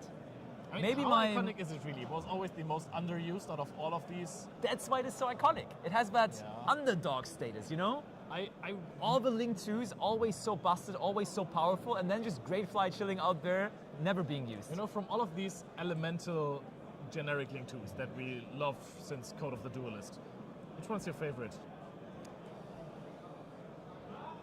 I gotta go with Dark, just because it is the strongest. Dark the Dark Charmer. No, from the element, not the Charmers. That one's We're also... talking about Great Fly the entire time, Basti. It's Doolittle, Chimera. Okay, yeah. No, Mrs. then Radiant. then it's Mrs. Radiant. Then I think it is Mrs. Radiant because you played that in Zoo Yeah. when Link monsters were introduced, and I played that at a YCS in Rimini back in the day. For me, I've also played Mrs. Radiant at that YCS, I think. We both did amazing. We went to the beach immediately, I think. No, But, I made day 2. Thanks for Oh, asking. wow. Good job. Okay, but I like the water one more, and I completely forgot the name. I played in Paleozoics. Oh, wow. Now you're putting me on the spot. I mean, I also admitted that I don't know the name anymore. Chad, what's the name of the Link 2 boosting water monsters? Starboy. Oh, Mr. Starboy. Mr. Stab. Oh my Mr. goodness. Starboy. Oh, Chad is also asking what our favorite decks are. My favorite deck of all time is the Sky Striker deck, so I hope to see it again today. Exclusively when it's piloted by Alpine, of course. Of course. No, I just have a personal special relationship to it. My favorite card also lies in that deck, which is Engage, so yeah, love playing that deck. Still occasionally play the deck, but it's more of a memory thing about some recent formats like those Sky Striker Mirrors 2000 and Oh my goodness, there was so much 15, fun. 16, I don't even know which year it was anymore, 18. but that, oh, okay, yeah. Well, time flies. Like But- the Great Fly. Yeah, like the Great Fly, indeed. Yeah. But yeah, it is that. Leo, what's your answer? Salamangreat. Oh, it's true, of It's course. gotta be Salamangreat. It came out a little bit later, but I don't know when I fell so in love with the deck, but it's just perfection. And as soon as it got new support, I picked it up again. Yeah. Did well in some tournaments, you know, we haven't played majors in quite a while, but every tournament I can play with Salamangreat when it's a decent deck. Yeah. Okay, so this is now an Ecclesia opener. Ecclesia brings out Fallen and the White Dragon. Oh, Exeter Knight. Oh, who's signing that card? That's a new challenge now. that's That's a like- long signature. That's as 8 well. people. I'm gonna have to ask Emre why I haven't gotten the chance to sign one of his cards. Maybe you have, because I don't Well, that's a remember good chance, signing his Necroker Princess either. Maybe you have. Wait, maybe it was at Worlds? Maybe he made people sign cards at Oh, Worlds. true. I think I did. Yeah, I think I remember it from Worlds. I believe it was all people from Worlds. Which is such a cool thing to do, right? Like just having Yeah, that as a absolutely. memory, just having so many different cards. It's also so cool that we were at Worlds, right? Exactly. I'm now kind of jealous though that other people got to sign Secret Rares and I got to sign Necroker Princess, but we will have that talk later, Emre. Well, I mean, we can sign Secret Rares when we qualify for Worlds as players, Okay, right? fair. I mean, yeah, Duelist Cup in a couple of weeks. I'll be out there trying, maybe.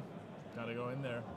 Sequence. Wait, is that a signature or is that just the artwork of Sequence? I think that's just the artwork. Okay. It looks a little bit like there is some Right. painting on it, though. It's Okay, 11 minutes remaining, Ember. You got to figure this out, and you got to do it in time.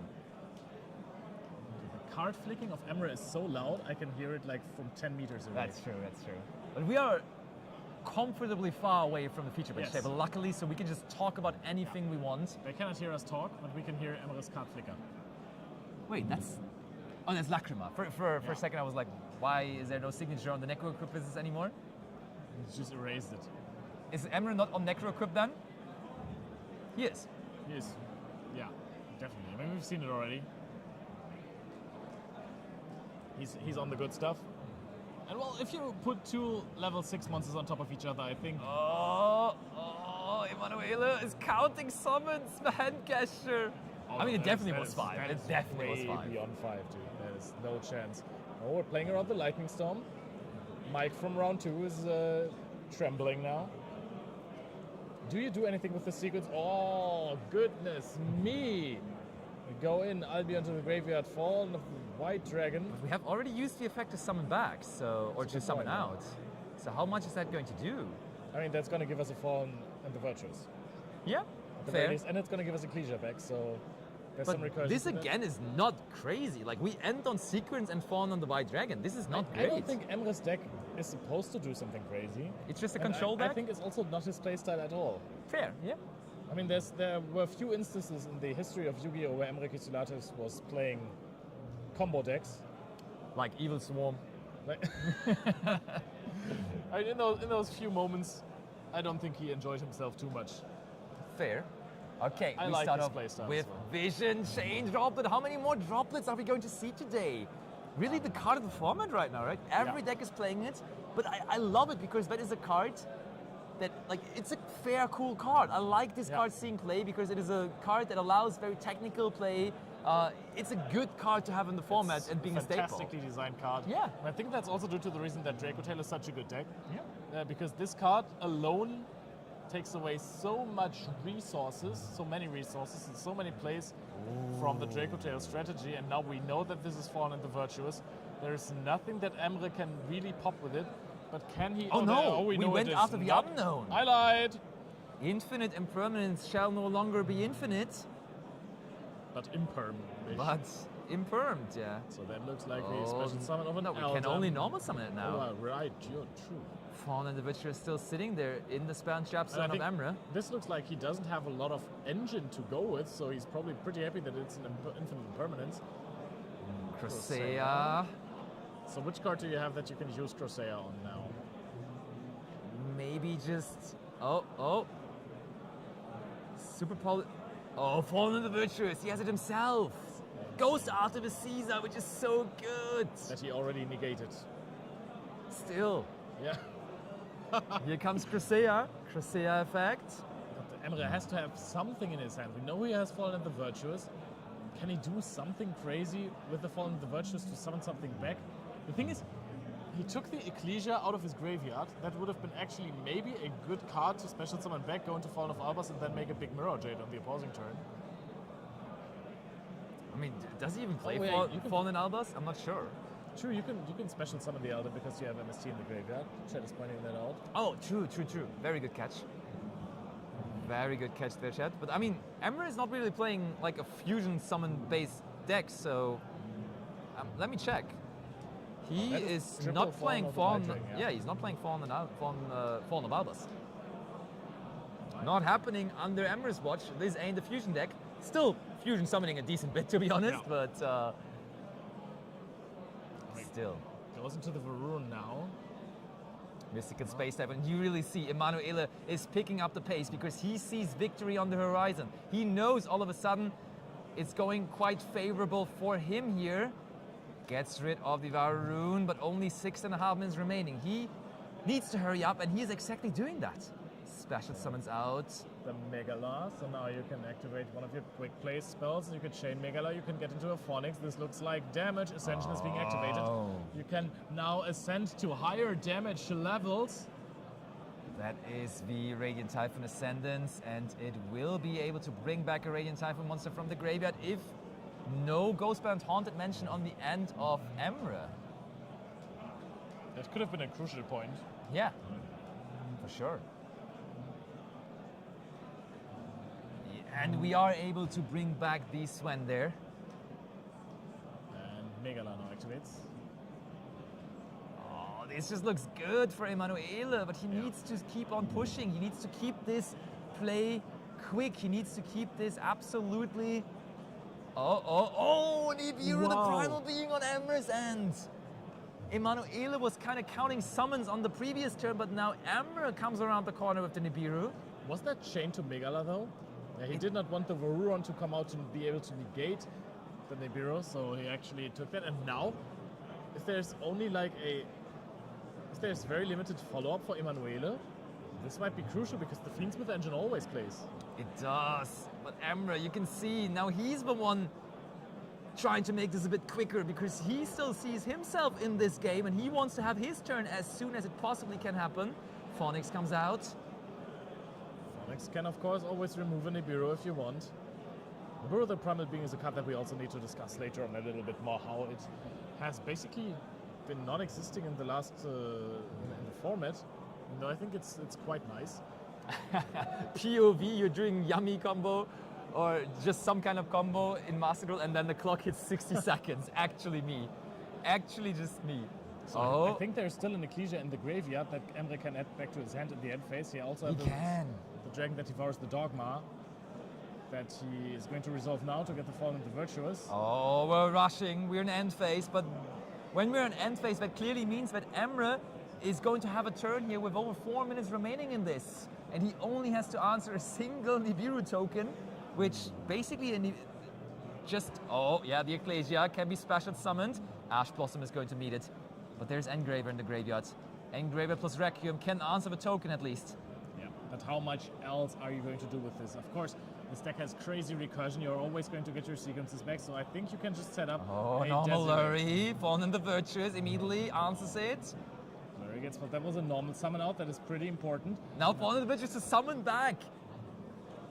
Summon back, rank 4 action here once more. I think he went through the Excite Knight already. Oh yeah, there is still Excite Knight. We're using the effect of Excite Knight. Oh, that makes so much sense. I mean, you can't win the game this turn then. You're going to take some... Oh, that's blow up the nice. field, blow up the field. No cards remaining in hand for Emanuele.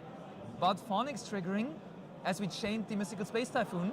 Yeah, but now you can just easily summon back your Engraver and get rid of this card. So I think Emre, when his opponent has had basically no cards, he just needs to set up a little bit. He is going quick. He doesn't even need to push for a game necessarily. Just put the Requiem back, deal some damage, set up a Desiree as a negate for the next turn, and then try to win the game. But there is 3 minutes left remaining. Shows the Requiem is going to take out the Phonix.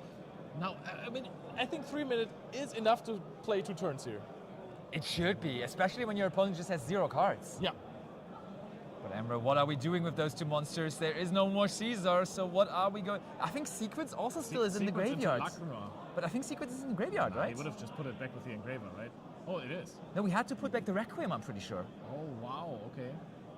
Oh, you also can't deal damage, I forgot again. You can't push. Yeah. Because Excite Knight, of course. Yeah. So we have to set up Sequence equipped.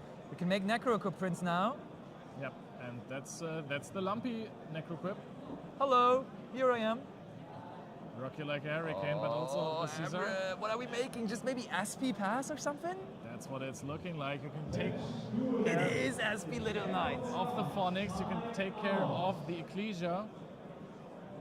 There's quite a bunch of cards you would like to get rid of, actually. It's not only the Ecclesia, but it will be the Ecclesia, in fact, now. So it's Ecclesia and Praying, that your opponent doesn't find anything to play with. And now I think you need to just pass it back and hope your opponent doesn't have anything, while Emanuele says, all right, this is going to be a top deck Mystical Space Typhoon. That would be nothing. Yeah, I know. Oh, no! Wow! It is Eldam instead. Eldam is huge. He actually gets to play so much now. Oh no, it's Sven, right? Oh yeah, it's Sven. Even better actually than Eldam. Yeah. Chant. Oh, this is crazy. And now, I mean, okay, we use SP Little Knight on the Sven and the SP Little Knight itself. Now Eldam gets added to the hand. 1 minute and 30 seconds. Now it is Emanuele's time to perhaps try and win the game this turn. It is 1.5 seconds. Crusea is being added to the hand. Special summons. A tribute summons it out. Mystical Space Typhoon and the Ascendants. Wow, what a top deck. I mean, I feel like there's quite a decent bit of top decks that he can find there. I mean, on the other hand, like he can draw super polarization. Like there's also a bunch of cards that don't really help him too much. 50-50. Yeah. Maybe even 60-40. So Fornix is going to activate. 50 seconds now. Ascension is setting back. That is already a bunch of damage. Has he pushed for some damage earlier in the last turn? Did he run over a sequence or something? Attack, attack, attack. It's not game. It's not game. We He's go end passing. phase. There's no way. Oh my. You gotta be kidding me. Here comes Varroon in main phase 2. And he's adding back a Mystical Space Typhoon with this. Is he going to use Mystical Space Typhoon on the Ascension? No. SP Little Knight comes back. The Sven comes back as well. Is there anything that can be done? Emre has pushed for no damage. Are we going to see a double loss in time? Or are we going to see a player concede for good measures? But I feel like at this point, it's both players' game. Oh, I mean, the timer might be off by maybe a second or two, but it's definitely pretty close to accurate. Yeah. And it has officially run out now. I'm looking at the judge. You can also see the judge. Timer, I think, Spenta. Oh, Mystical Space Typhoon. I don't even know what's happening anymore. Both players are just going. We're just slamming our cards onto the table at this point. This is just a. I think it's over. All right, we're going to try and find out. The judge, I think, has called the timeout, and that does look like a double loss. It is a double loss. It is a double loss indeed, which hurts because both players really. Emre, on his last turn, really felt like he got this with his opponent having 0 cards in total. And then Emanuele still got the same feeling as well when he top decked that crazy card off the top there, just being able to play with that one Sven. So Emre got a little bit lost on his turn though, right? Like he had so much all of a sudden, and then he just ended on SP Little Knight. That did not feel necessarily right. Yeah. On the other hand though, like what could he really have done? Because he needed to, I think he needed to recycle the Requiem. I disagree. I think because that Requiem he already had Engraver in the graveyard. What did it even do? You could just play with the Exciting Knight. Oh wait, or did he recycle the Exciting Knight? Because he did that. He did that turn 1 as well, right? That's how he accessed the Fiendsmith cards. I think he recycled it turn 1. Then he used the Engraver on that turn to recycle the Requiem or something. That is, that is definitely a tough match. Good job, Basti. So I think our camera just ran out, so we're going to stay in this camera mode for a second. I think that now, since this is a double loss, I do not think that we should have an interview after this. I think both players might want to calm down a little bit. For sure, 100%. So we're going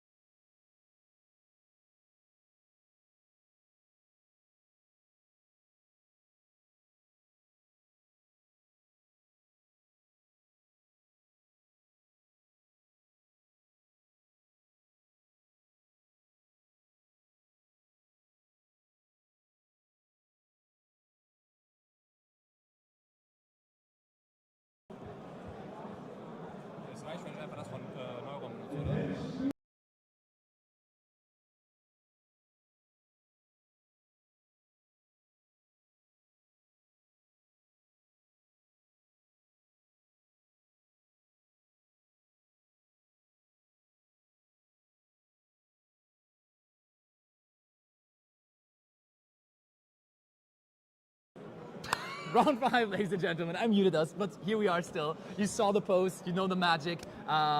We don't need to waste any further time. You saw already who's sitting down. Top 4 World Championship participant from the previous year. Austrian Open champion from this year. Still toying around from last year, I guess, but this season. from this season for sure.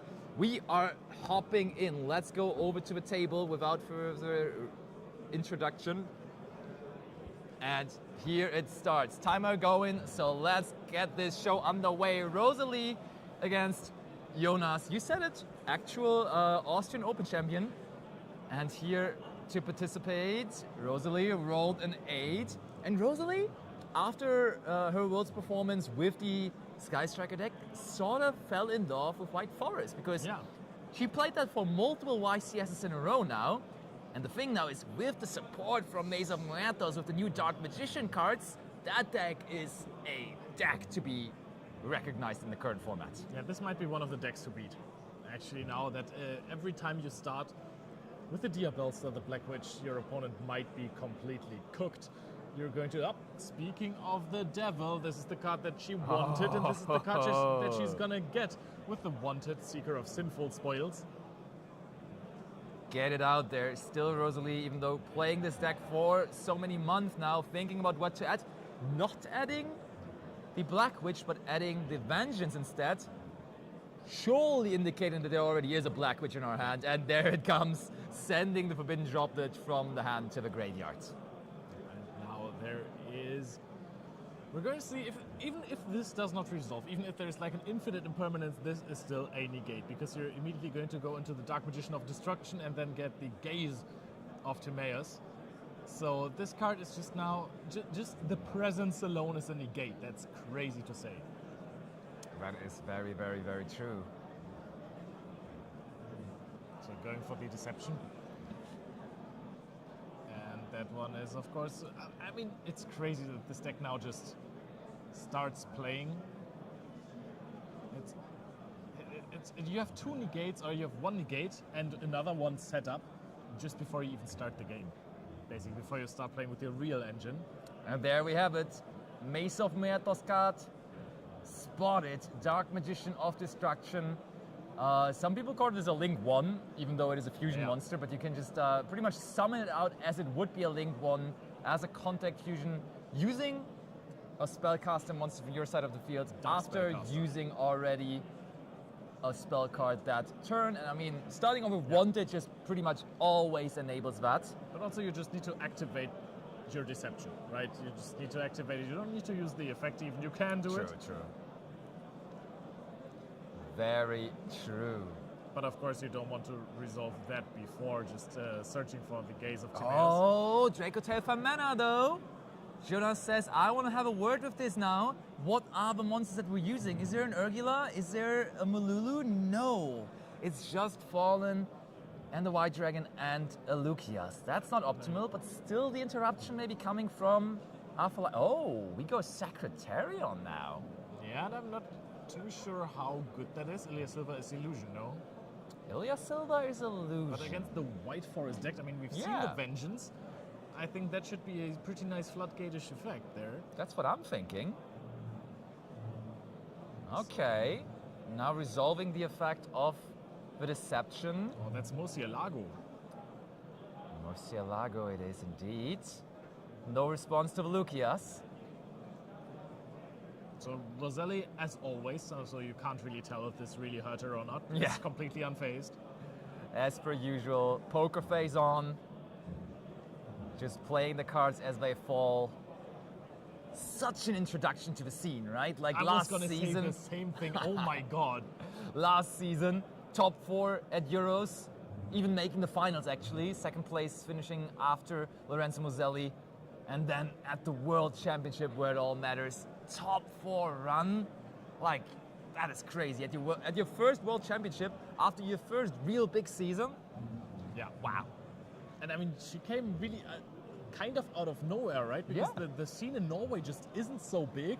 I think she'd had 1 Euros top before that even. So no new player by any means, but really flew under the radar before Rosalie. And then all of a sudden, boom, just in it to win it. at Worlds versus Tom Kleingräber in the semifinals.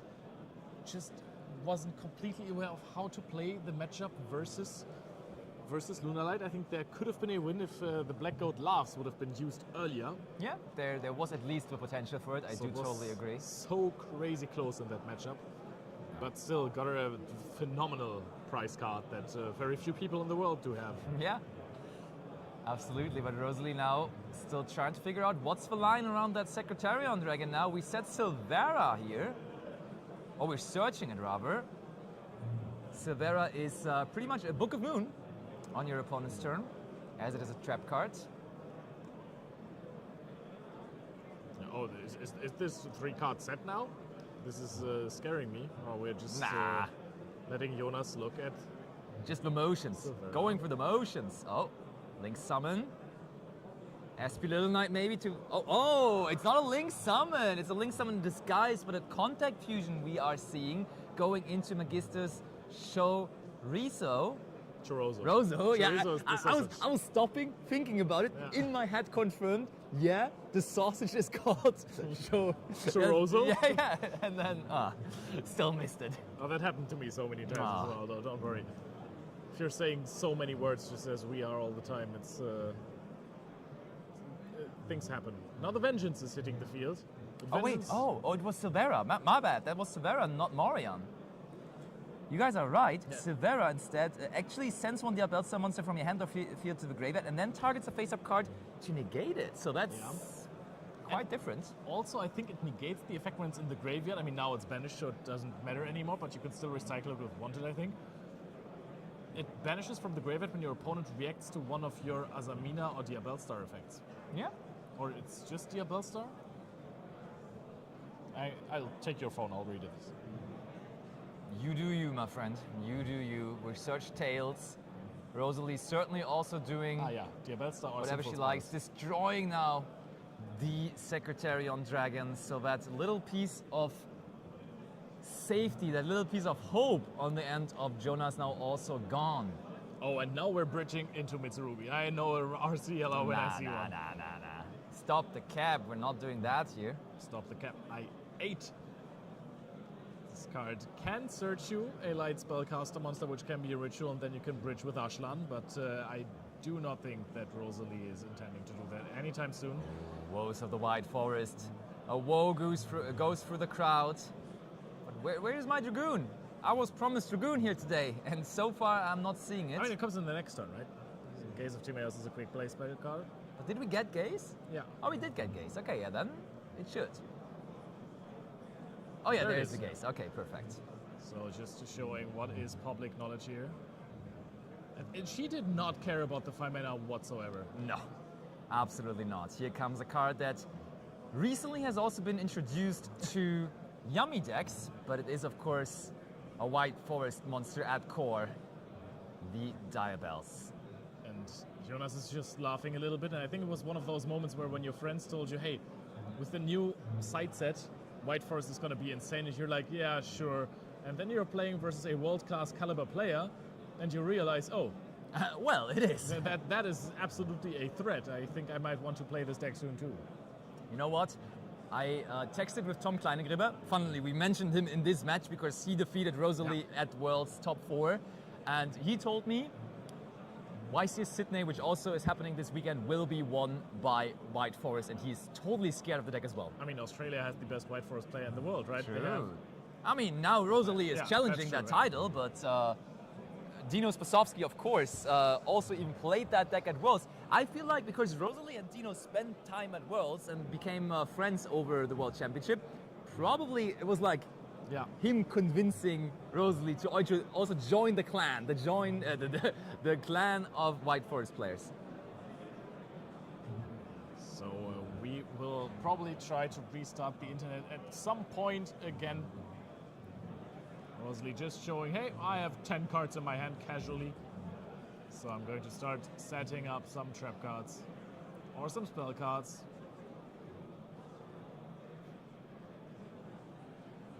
Confirming all those different interruptions. Ilya Sylvia not even touched. And Still now, ready to negate. keep in mind, Jonas did not only use 5 mana to summon Secretariat Dragon, but he also lost all of his resources. This is 3 cards gone for him. Got to set up 1 trap card, and I think this is just going to be a good old let's go to game 2. Feels like it. Oh, he still had 1 set card. I didn't even Yeah. see it. Was a solid shadow over there.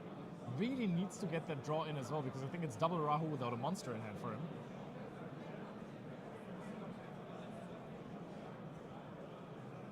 So Rosalie is just making sure that she's actually dodging. I think we're going to fuse. Okay, maybe not. We're going to quick synchro summon. Okay, we did fuse. Ooh. No Cielago. Oh, and Jonas just says that ain't gonna do it. I think he drew another trap card for a turn. So that is game number 1 to Rosalie. I mean, when you just go first, game 1 with White Forest, it feels almost like if you already won then, right? Yeah, I don't quite know what your, especially if you start with 1 hit, what your opponent wants to do against it. Yeah. Because you start with the Diabels, and then you basically, what do you need to do against it? If Diabels is summoned, you need specifically Pan and Urgula with 5 mana. Yeah. So you can pop the Deception and pop the Diabels, and then she's not allowed to have any other card. Yeah, that's why I was so curious about what the materials are going to be used Yeah. with the 5 mana. And like, as soon as I saw that there is no Pan, no Molulu, nothing like that, it just really already felt over, because like just having the only having the fusion monster as a result of the effect of 5 mana against this crazy combo deck is not going to cut it. Nope. It just won't work. It just felt like only a couple of months ago having 5 mana is already the craziest thing you Yeah. can have in this game. But again, the ceiling was upped. And yeah, we are aware of the connectivity issues, so we're going to try and restart soon again. People are very mad about this. Yeah. Oh, all right. Okay. Okay. So what do you side in against? White Forest, Yeah. Droll, and Lockbird, my Yeah. beloved. It's not beloved by me, but I would assume that card certainly is going to come in. Yeah, I mean, if the good, yeah, true. It actually takes away one of the interruptions that Diabellstar provides, and then of course you still stop the deck from really playing, right? I mean, Because- against the White Forest part of the deck, it's Yeah. crucial to have it. And if your opponent starts with Dark Magician after playing Diabellstar, there is a gaze, and then you won't be able to get your Ilya Sylvia out, or it's either going to be Ilya Silva, and then you're not going to get the gaze. Absolutely. So, Jonas, we'll need a solid game plan here, but we have seen this at Y Series Dortmund. That deck now, when going first, is far away from what it used to be. It's not just that low to the ground, solid deck which puts up a decent amount of interruptions. Nope. It really now, with resolving a branded fusion, feels like such an insane combo deck at this point. Like, the field it is creating is barely to be beaten when going first. And I mean, some decks didn't even play Branded Fusion anymore. I still think it's the right choice, just because it's another starter. The deck sometimes has some consistency issues.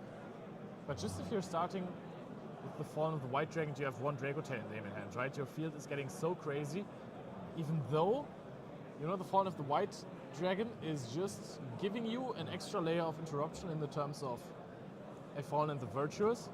And in the next turn, you still have Ecclesia of the Black Dragon on the field, and you can make it become a Fallen of Albas on the opposing turn. So that's 2 more layers of interruptions. But other than that, it helps you get more starters, because eventually, after you went to the level 8 Synchro Ecclesia of the Black Dragon, you just summon out a Cartesia, and then you're like, okay, Yeah. now I'm going to start actually using my fusion summons. Oh, Fuba lost draw phase from Rosalie, like a pro that she is.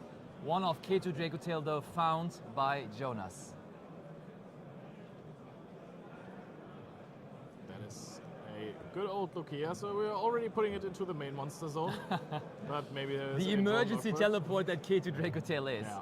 I mean, drone Lockbird right after Fuvaing your opponent does not seem like a Probably Rosalie play, not the no. call, nope.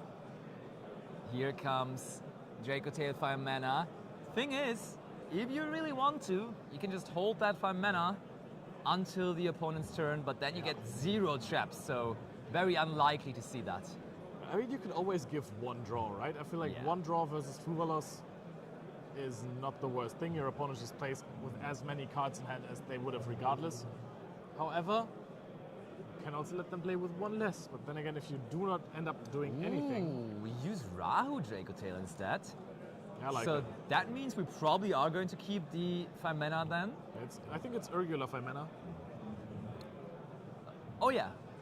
Oh, I thought we're just going to surely fusion summon the Lukias away, but You cannot fuse away the Lukias with Rahu.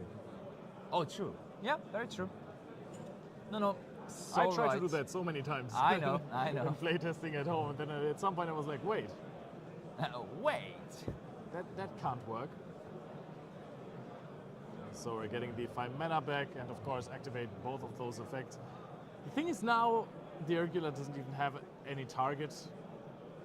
But I mean, you're just happy that you're not giving your opponent so many draws. I feel like Fualos versus Draco Tail is such a fair interaction because you're still setting up your half board that is just a regular Draco Tail board actually. But you're not setting up too many more monsters. It stops you from doing some of the branded stuff that is nasty. Oh, Rosalie, accomplished duelist, but did the thing that we have all at least done once in our Yu-Gi-Oh career. Hand shuffling, because that is what we all do, and then course. dropping a card while doing so. Just dropping a card while doing so, and You know, well. that happens so many times to my opponents. It's always when I look somewhere else. Every single time. They're like, you didn't see it, right? And I'm like, no. And they're like, I don't believe you. So what was it? I didn't see it. Same. I saw though that she dropped one. That certainly happened. Here comes the normal summon of Sylvie though.